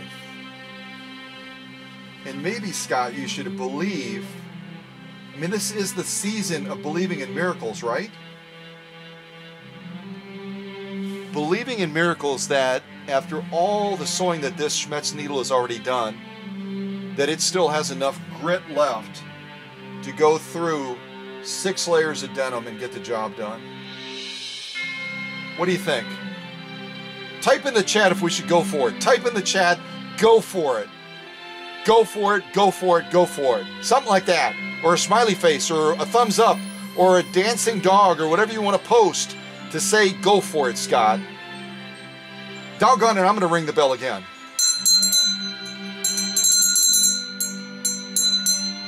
All right, let's try it. 2 layers, 4 layers, 6 layers. Oh my gosh. I'm getting an acrylic fiber flashback here. 6 layers of heavy grade denim. Good gravy. Have I bitten off more than I can chew this time? Have I bitten off more than I can chew? I believe in my process. I really do. I believe in my process with all my heart. But crazy is crazy, Scott. It just is. Crazy is crazy. Let's try it. Down and around 6 layers of heavy grade denim after all the sewing that we've already done. Oh my goodness. Let's see what happens. Let's see what happens. Here we go.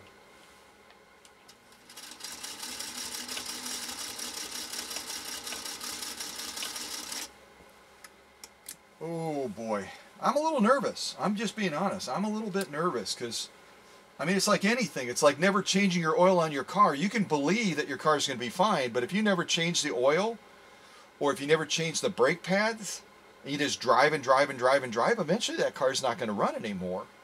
If you keep using a needle again and again and again and again and again and again, even a Schmetz needle is eventually going to fail. So have I pushed it too far this time? That's the question. That is the question. Let's see what happens. Okay, back down, back down, back down. Down to the finish. I know, breathe, Scott, breathe, breathe. Down to the finish. 6 layers of heavy grade denim after all the sewing that we've already done. And 6 layers of denim with a featherweight. Why don't you write about that in your Facebook groups? Why don't you write about that in your blogs? There's no way that you can sew 6 layers of denim with a featherweight 221. It's too much. It's off the charts. And then point them to this premiere, would you? Point them to this premiere. All right, here we go.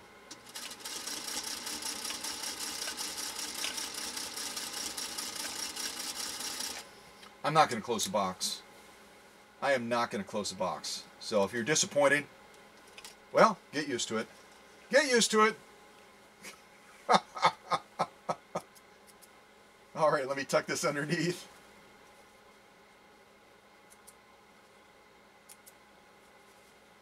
Oh my gosh. I was nervous, folks, a little bit. I really was. I mean, I believe in my process 190%. I know that's not real. 100%. But let me just say, I mean, the reality is if you push a needle too far, you have issues. That's why I do talk about, you know, I don't emphasize a lot about needles, but I do talk about keeping needles fresh and making sure that you've got a fresh needle if you're going to be doing a lot of heavy grade sewing. You got to do it. I mean, needles like anything, as well as they might be made, like the Schmetz needles, they still have that factor of, and this is my $2.90 college word, they still have that deal of planned obsolescence. They're designed to fail. And so you gotta, I mean, let's see.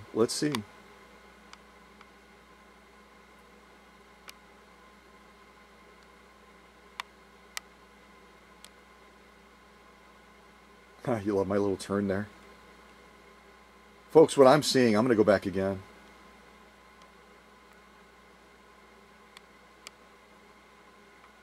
If you agree with me, type in the chat page 34. Because that is perfection right there. Type in the chat page 34, would you?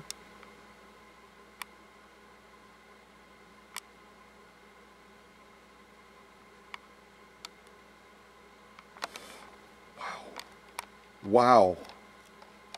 Totality of stitching. 6 layers of denim, folks, after all the sewing we've already done in this needle.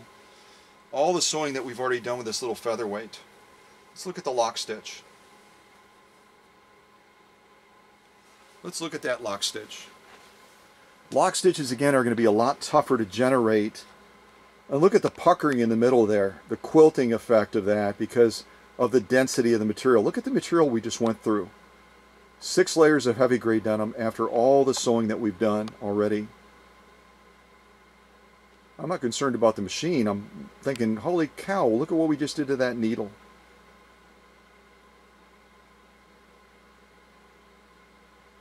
That's our lock stitch. That's our lock stitch. Page 34.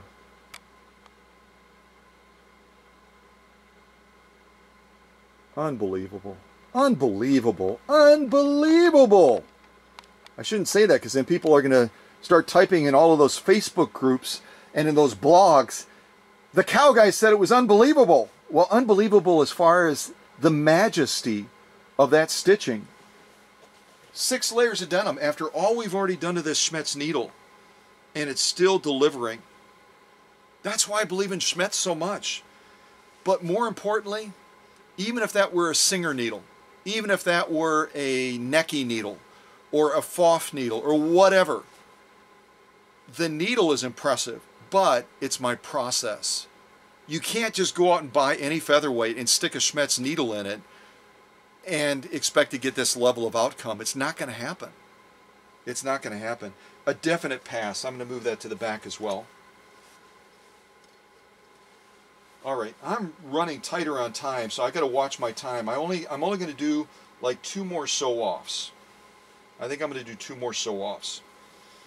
I'm going to do some of this canvas that my friend Emma sent me from Florida. She happened to be out and about. She came across this canvas and she sent me a huge mini bolt of this canvas. Because I talked about I was getting low on U.S. Army grade canvas, and I found that other blue stuff, but that's starting to get low as well. So she mailed me from Florida a huge mini bolt of this canvas, which I thought was like, what? Seriously? But that's just, again, how thoughtful you folks are. I love you to death.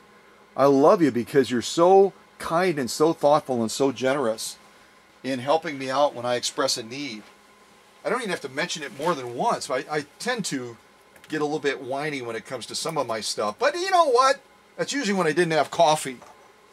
So, so this is some commercial grade canvas that Emma ended up getting me. And it is not easy, especially when the camera's not locked in place, to go through this stuff. And giving some level of mercy to this poor Schmetz needle, not to my process. This machine with fresh needles could do this all day long. We're going to go through 4 layers of this commercial grade canvas. So I'm going to try to fold that just so I don't waste this material that Emma sent me. I've got 2 layers right now. Now I've got 3. Now I've got 4. So I'm going to stop at 4 layers, and I'm going to cut this so we can use it for other sew-offs in the future. Jiminy Crickets, even trying to cut through that with fairly sharp scissors is not easy.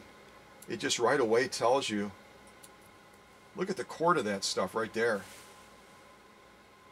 That may not look impressive from where you are, but that is some heavy, heavy stuff. So let's slide this 4 layers of commercial grade canvas underneath there. I'm going to go down the middle. I'm not going to go down and around. I'm going to go down the middle. And we're going to start to wrap this up. I still have to go over to Facebook as well, so I've got to be aware of that because I have a lot of pictures that I want to show you all on Facebook. As a matter of fact, I'm going to refresh those pages real quick because they've been sitting here a while waiting for me to stop doing what I'm doing over here so they can do what they're doing over here. So I'm going to freshen those up real quick.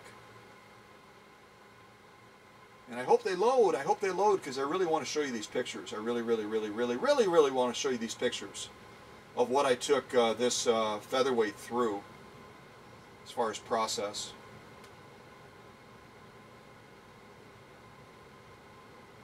All right, beautiful. They are showing up. Yay! Yay! Yay! Yay! Yay! Yay! Yay! They were showing up. Now the screen just went blank. Oh my gosh! What the heck? Give me my pictures back.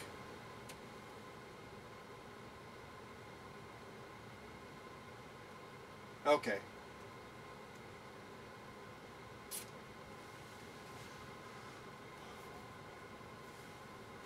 Hold on a second, folks. Hold on.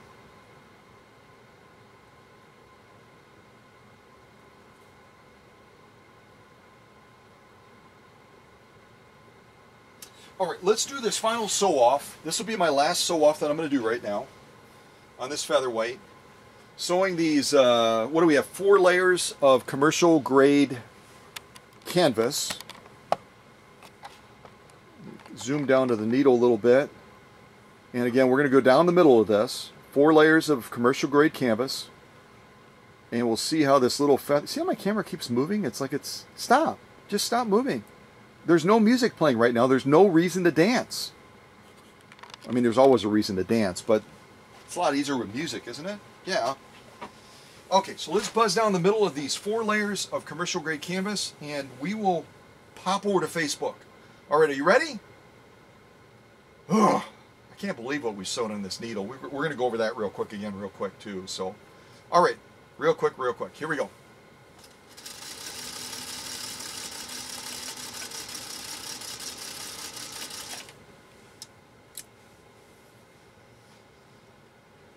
Well, that was, you should blog about that. You should blog about it. You should post it in your Facebook groups because that was nearly impossible for this featherweight to go through those 4 layers of commercial grade canvas. I just didn't think it was possible. It wasn't possible. It was so doggone easy. It's ridiculous. It's ridiculous. It's absolutely ridiculous how easily this little machine just got that done. Really is. Let's just go right by the presser foot. I think that'll work. Let's look at our top stitch first. 4 layers of commercial grade canvas. Commercial grade canvas. Let's see how this little featherweight did. Look at, you can see right there, look at the thickness of that.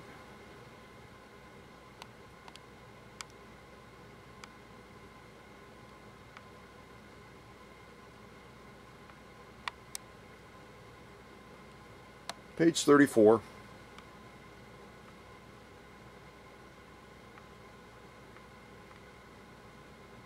Page 34, totality.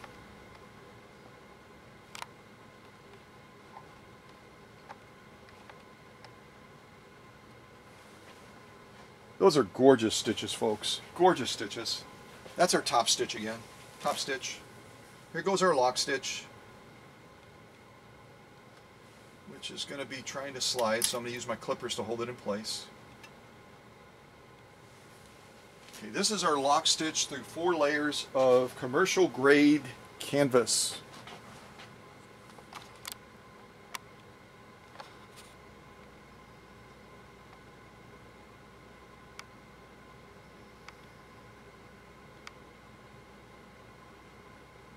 See the little tufts of canvas in between each of the stitches. This gives you an idea of how dense that material is. I'll just say it again, folks. Page 34. After all of that sewing, 4 layers of commercial grade canvas. And with this machine going through my process, you just can't slow it down. You can't slow this little featherweight down with its teeny tiny little 0.4 amp motor, and it's still sewing like a big boy machine after all that we've already done to this machine. Just really quite amazing. So I'm going to recap again real quick the materials that we sewed off during this live premiere, and then we're going to jump over to Facebook. All right, let me come on this shot. We'll look at Dina Sobek's Featherweight 221. Do a quick wipe over on the bed. Okay, so here's our sew-offs that we've done.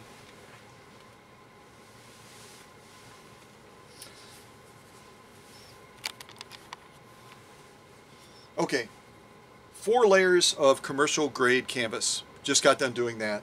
Slam dunk. 6 layers of heavy grade denim. No problem. All of these off camera. I'll throw those in a separate little stack, but all of these were done off camera to get the stitch quality verified. 2 layers of acrylic fiber. No worries. Single layer of genuine elk hide. 4 to 5 ounces of leather, folks. And this little featherweight buzzed down it, no problem. Single layer protected full grain leather around and around and around and around and around. 2 layers of vegan leather, which is leather vinyl mix. Beautiful stitching all the way around. And certainly not least or last, although it is last technically, 2 layers of compressed felt. And every single one of these sew-offs, these are all the ones that we did on camera. Let me just show you. I'll put this round one on the bottom because it's probably a little bit easier to manage that way. This is what we just did on camera. And as I've said before, if you go to a sewing shop or somewhere, number one, your featherweight's not going to leave sewing at this level because their process is 45 minutes versus my 12 to 14 hours. But you're going to get a single sew off. If you're lucky, not this, to show you the scope of what your machine is capable of doing after they've done their service on it. You know what I'm saying? This is confidence right here. This is confidence. This wide field of stitching with quality stitching on each of the material pieces just shows how well this machine has been prepared in this workshop. That's why people take the extra time and effort and extra expense to send their machines to the workshop, because this is what you can expect. This is what it's all about, folks. This is what it's all about. Let's jump over to Facebook. We're going to run out of time. Cow country, baby. Cow country. He's so cute. Wanted, B.M. Bauer. Call the FBI. They didn't have the FBI back then. I think they had the Pinkerton people, didn't they? Okay, let's look at these pictures, because these are really cool. So this is at the start of my process with this Featherweight 221. Like I said, it came in the workshop, and when you look at the outside of it, you know, I wiped over it just very briefly, but all in all, on the outside of this Featherweight, you're looking at it, you're going, holy cow, that's got to be a spick and span machine, right? That's got to be spick and span. Well, as we dig into it, you're going to find out that it was anything but spick and span, that's for sure.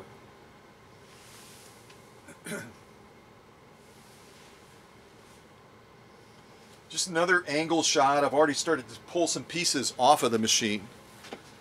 Again, when I go through a machine, I go from bobbing the balance wheel, and it's a very intense process.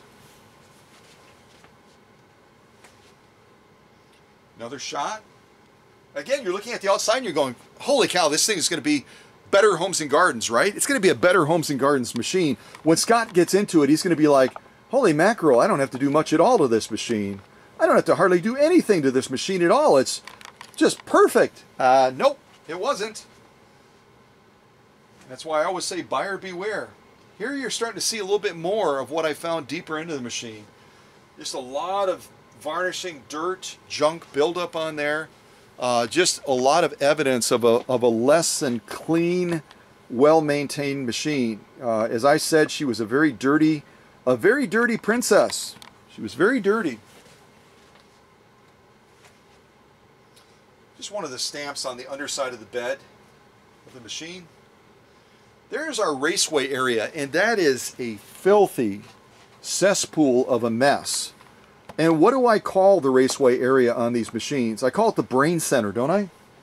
So you right away know that this machine was not going to do a good job of sewing when it's that filthy, because that is such a critical part of the machine. It's the brain center. Just more filth and dirt. Even there you can see, you can read the serial number clearly enough. And by the way, did you ever look it up? If you didn't, you'd find out that it was born February 27th, 1956. So she actually has a birthday coming up in February. I don't know if Dina's going to do a birthday party for her featherweight or not, but if she did, she would have the birthday party on February 27th of 2021. But this is, all in all, a very young featherweight. There I'm starting to pull the bottom off of the featherweight, the drip pan area. And I usually find a little bit of junk down there, but I found quite a bit more junk. Almost looked like there had been a mouse living in there at some point. And I don't think by invitation. Now we're looking at the bottom of the featherweight, and it is really, really dirty. A lot of gunk buildup down here. A lot of buildup on the worm gears as well, as you'll see when we get closer up to it. That's all varnishing on there. And again, varnishing will migrate when it moves around the machine, almost like a cancer. So you've got to mitigate all of that. Here you can look at those worm gears and you can see all the varnishing and junk built up on those as well. See that? And they're totally dry. They're absolutely dry, and they should have an appropriate grease, and not WD-40. Do not use WD-40. Do not use that 3-in-1 oil junk on your machines. Please don't do that. You've got to use a grease on the worm gears, top and bottom. And there we're looking on the motor side and the electrical areas, and it's just covered in grease and dirt and dried oil and just all kinds of junk. Here we're getting a little bit closer in. You can just see all the buildup on there. Just all the buildup. She's a very, very dirty princess.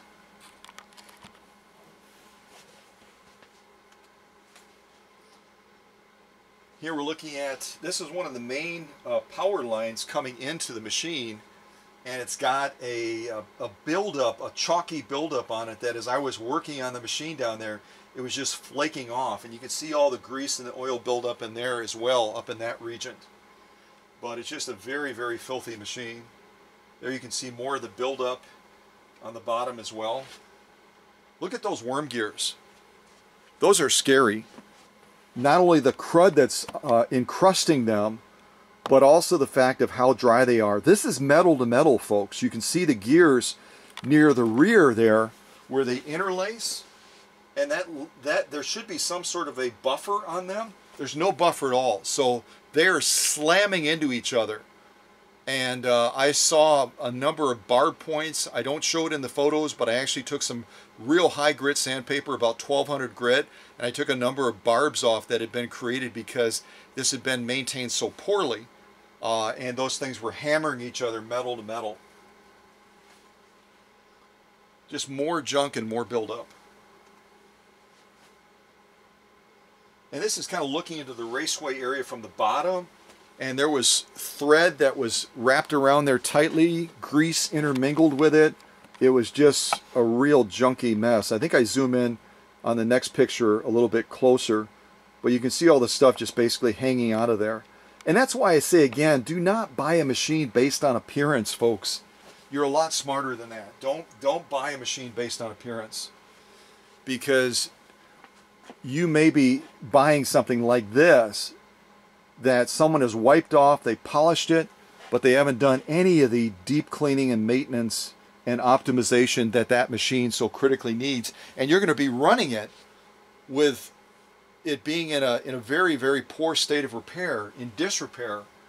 And without even intending to do it, you're going to be causing further damage to that machine. That's why a lot of people, when they buy a machine on eBay or they buy it on Etsy, kind of like Sunny did. That's how Sunny and I got acquainted, and now Sunny is one of my moderators on the Facebook business page. That's how we got acquainted. She bought a machine through Goodwill online and said, do not send it to me, send it to Scott's Workshop. And I documented just a number of things that I found that I had to address on her machine as well. But guess what? When she got it, then she didn't have to worry about it. We have enough worry in life, don't we? We have enough worry in life. Look at all that stuff on there. A very dirty princess. Here as well, varnishing on some of the most critical moving components in the faceplate area. And this machine was being held back dramatically, by the deferred maintenance issues that it had.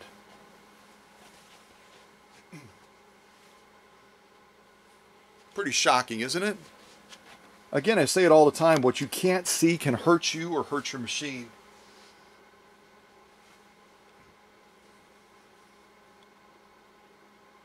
Unbelievable.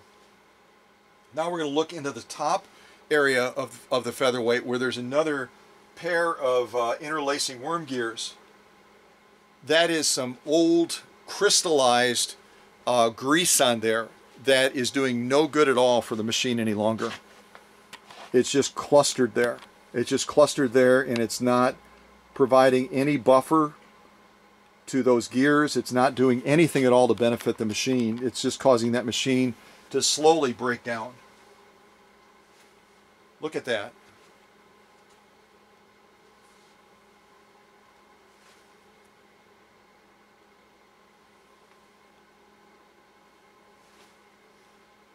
Now we're starting to focus on the motor. And I could tell right away by how the machine ran at the beginning, before I started servicing it, that there were some motor issues. So that's why I tore real deep into the motor, as you'll see. We also have rust on the pulley here. We have a real worn down belt with cracking on it, which also had to be addressed. You can see the rusting right there all the way around that pulley.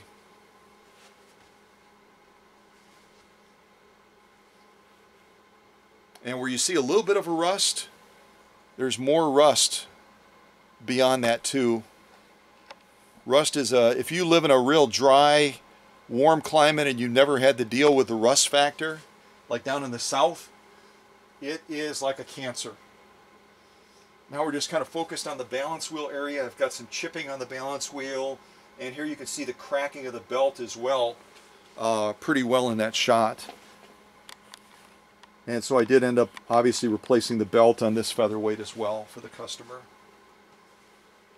There you can really see the cracking real clear. And cracking will cause that belt to not run evenly over the balance wheel and over the pulley, which creates drag, which affects the performance of the machine as well, even before the belt breaks. Look at those feed dogs. That's not the way they're supposed to look, folks. Another critical part of the machine. Here we're looking at the bolt that holds the motor in place, and we're getting ready to pull that motor off. Also remove the pulley. You have to take the pulley off of the machine in order to separate the halves of the motor, to be able to do intense deep cleaning on the motor and to do repairs as well. And here I'm just showing you the condition of the pulley. There's rust on both sides of it. It's in very poor condition. There's one of the key bolts that holds the motor in, and it's got rust all over it as well. And you can see all the remnants of the stuff that were falling off from the bottom of the machine as well. Here we're starting to dig into the motor, because I knew that there were some issues going on with the motor, and I wanted to diagnose what they were. Now here's a close-up that is real helpful, I think, and those of you that have wondered, and I know I've had conversation with some of you about electric motors and the components of the motor and that. Now what we're looking at right now is a couple of things. Down, this is near the brush area. The section furthest to the right is going to be, it's called the commutator. Commutator is what it's called on the far right, where the brushes run over that field.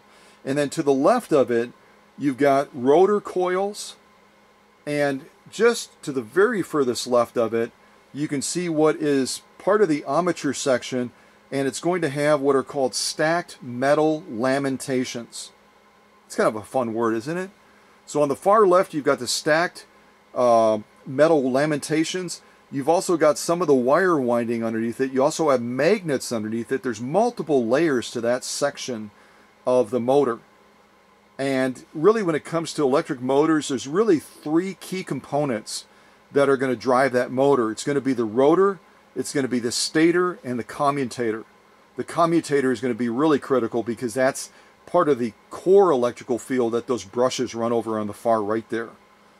But it really boils down to combination of the electricity, the magnets, creating what really is an attractive and repulsive electromagnetism, I guess is the simplest way to explain it.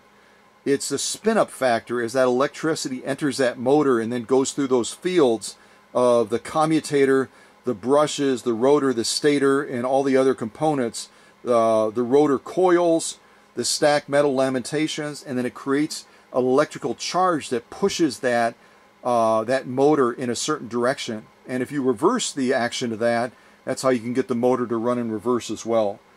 So that's a quick little thumbnail of some of the motor jargon that a lot of people are looking for. And they also get that wrong in a lot of the Facebook groups as well. So these are part of the outer field of the motor right there, and that's going to be part of the electrical, let me get this right. It's going to be part of the rotor coils and also part of the stator section of the motor as well. That's all part of that same electrical field. And then below it, you can see at the bottom of the screen, you can see the commutator and then also the field where those brushes are going to be running over. This section right here.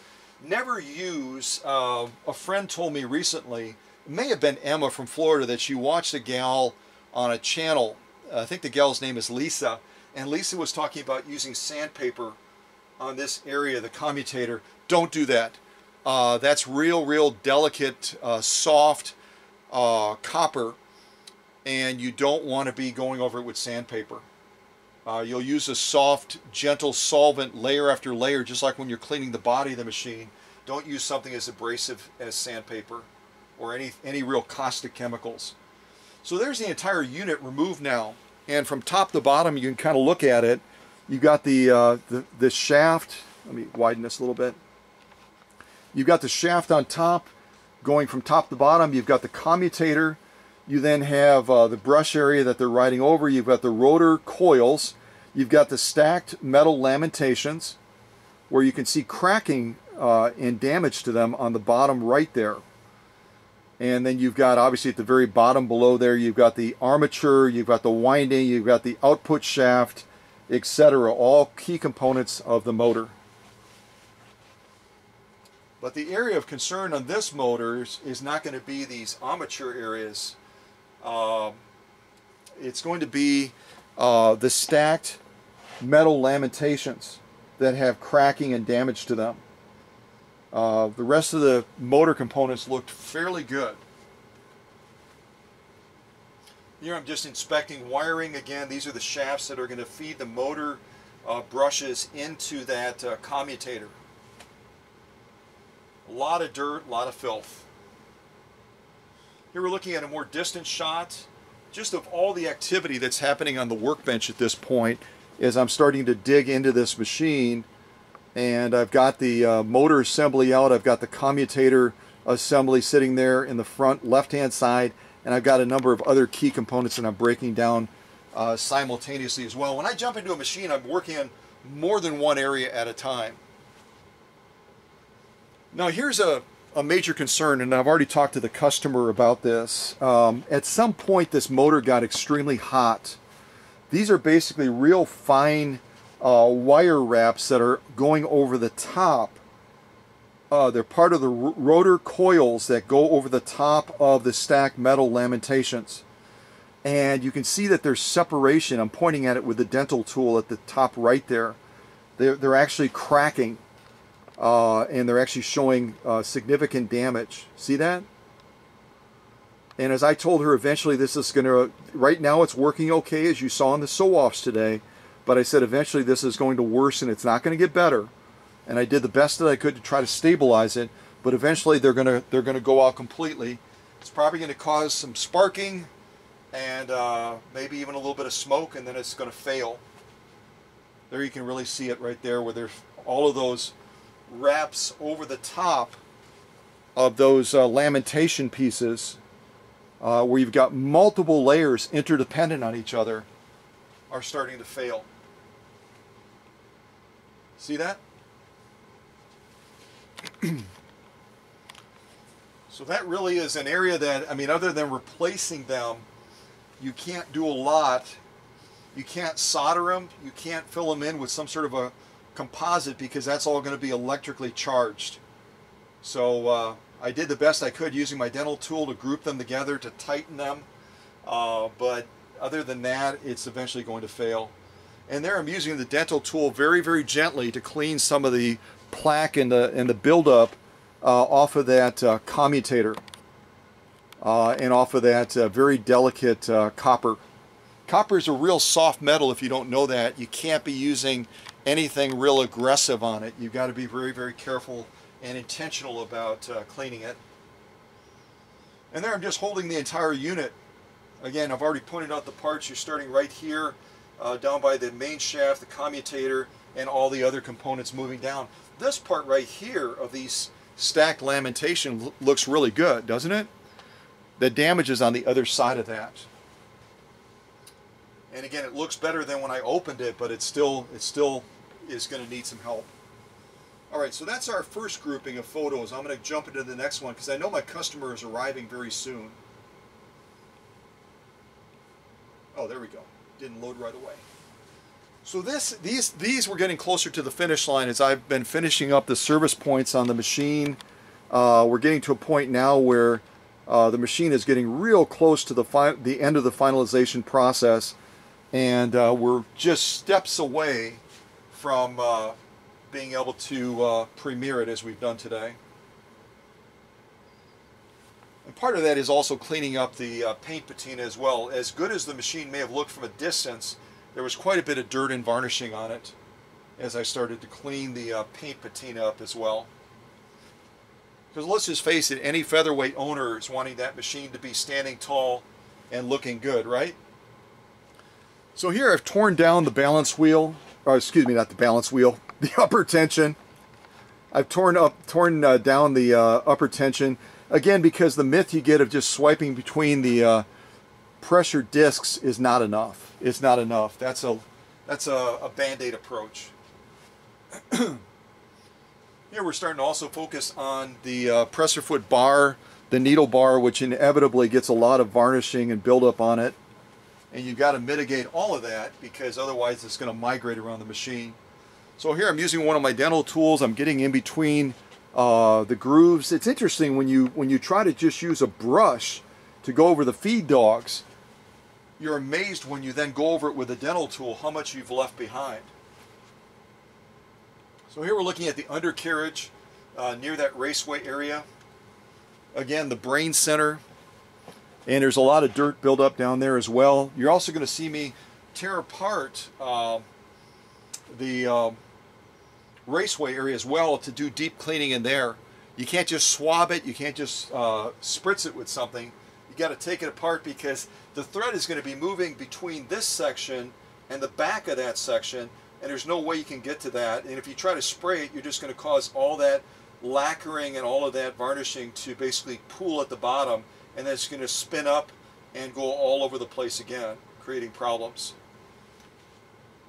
So there you can see I've gotten it torn apart. I've done some really good quality deep cleaning on there, and those parts are starting to look exactly as they should. Now we're focusing on the bottom of the machine, you know, cosmetic stuff, just kind of cleaning that area up as well. These are out of order, duh. Now I'm doing some deep cleaning on the underside of the machine, a lot of the critical areas. Those bone dry worm gears that are on the bottom and on the top, you're going to see me using my special pink grease to create that buffer that they need so that it's not slamming metal to metal and causing those worm gears to break down.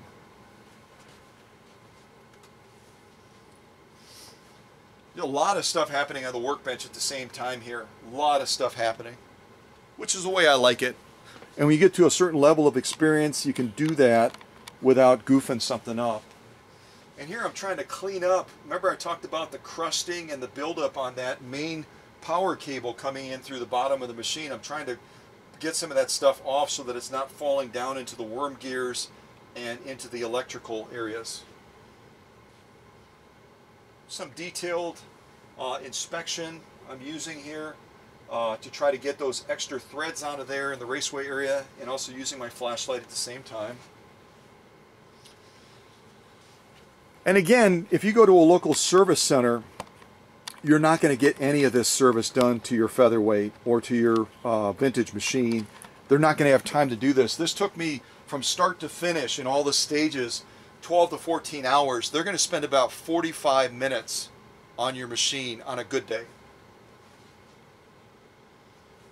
Here I'm doing a number of cleanup things. I'm also inspecting the wiring as well to ensure that the wiring is safe and that everything is tight. Can't tell you how many times I've gone into areas where there's electrical fields and I've found key screws that have electrical wires wrapped around them that are as loose as they could possibly be. Here I've taken off the side plug-in point where the power cord would plug in, and I'm doing more inspections and cleaning in there as well.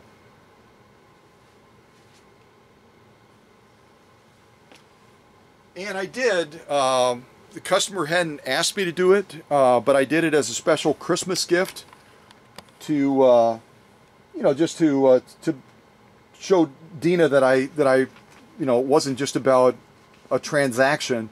So I also replaced her old incandescent bulb with an LED bulb, and boy does it make a difference. Kind of pop over real quick, you can kind of look at that brightness of that bed with that LED light versus the original one that was in the machine. And I'll give her back the original one as well. You know, she can do with it as she wants.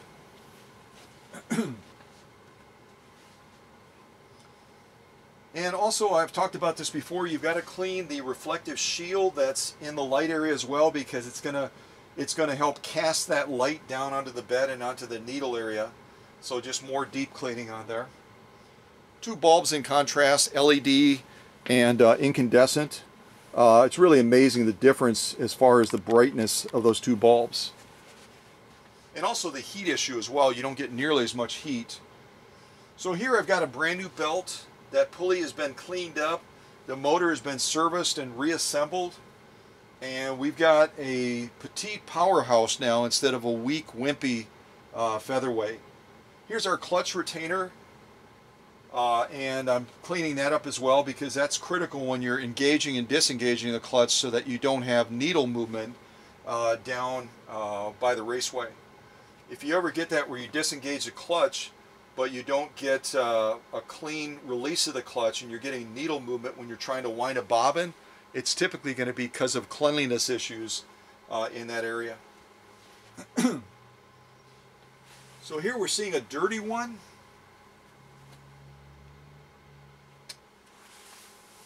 Let me see what those were real quick. Oh yeah, they're out of sequence. That's when it's clean. And that's before when it was dirty. Again, these are out of order a little bit. You can see all the junk I'm getting off of the balance wheel. Again, a machine can look clean, but once you start doing some deep cleaning on that machine, inside and out, you're just amazed how much junk you get off of the machine. And again, this was a very dirty Princess. This is the inside of the balance wheel that also needs to be cleaned. Number of lubrication points there as well. Main shaft.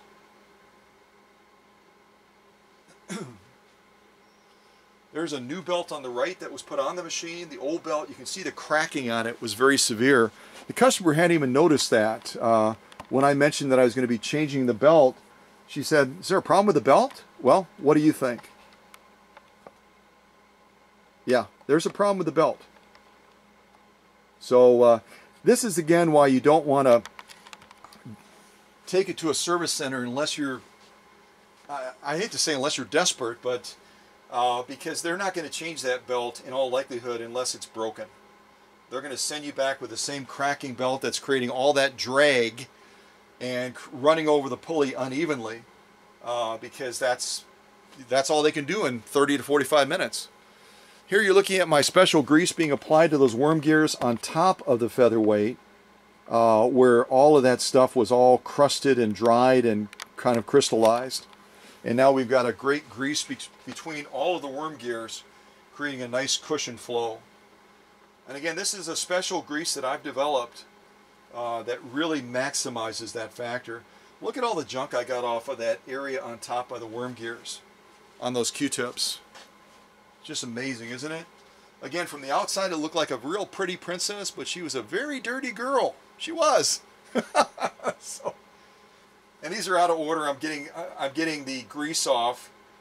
You've already seen the new grease. Now I'm getting, in the first stages, I'm taking the old grease off of the worm gears and the top of the main shaft.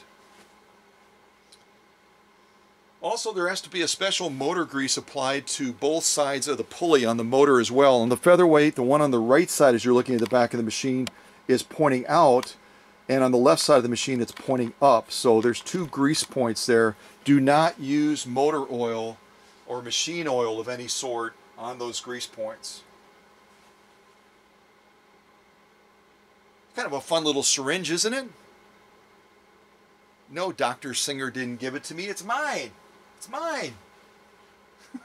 So, more cleaning on the motor and the motor compartment area as well.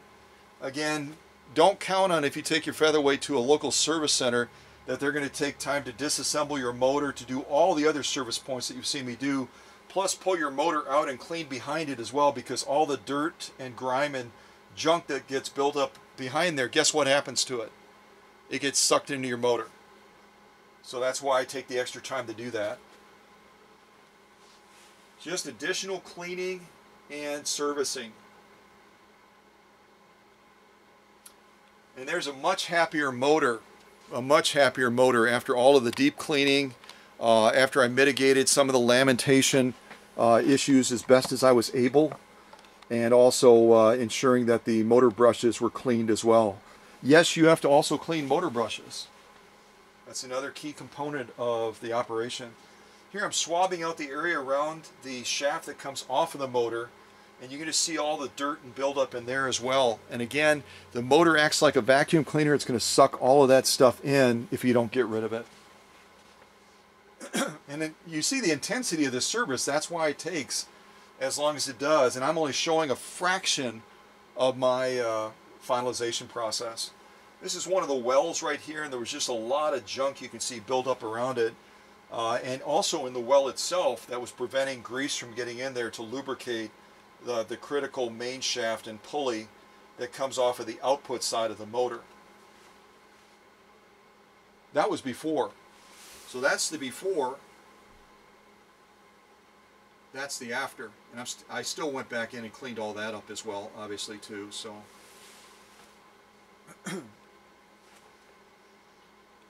So we're kind of going in back. We're going in reverse right now, showing all of these. And that's my customer arriving. Hold on a second.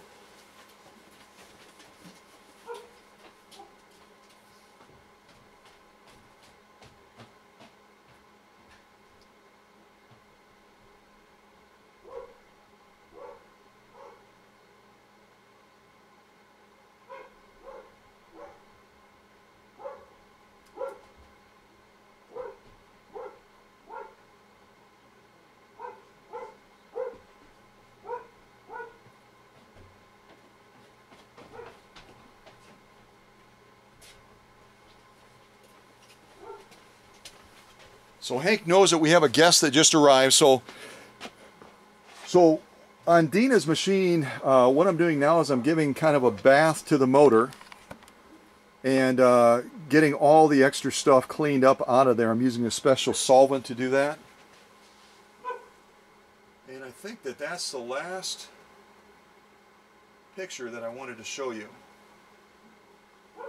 So, as you've seen in the premiere today, this is a very happy princess of Singers now, this 221 that belongs to Dina. And Dina's mom has actually arrived at the workshop, so I'm going to wrap this premiere up. And I'll just show you the sew-offs one more time in case you joined the premiere a little bit late of what we did on camera today.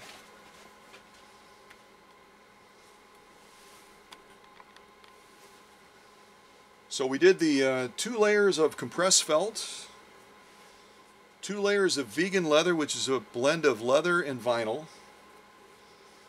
All of these off camera to confirm the stitch quality. Single layer of alkyd, 2 layers of acrylic fiber, 6 layers of denim, 4 layers of commercial grade canvas, and then also this protected full grain leather as well. So she is ready to go to work. So stay tuned for other premieres like this as we prepare other vintage machines to get the job done. God bless, and have a great rest of your day.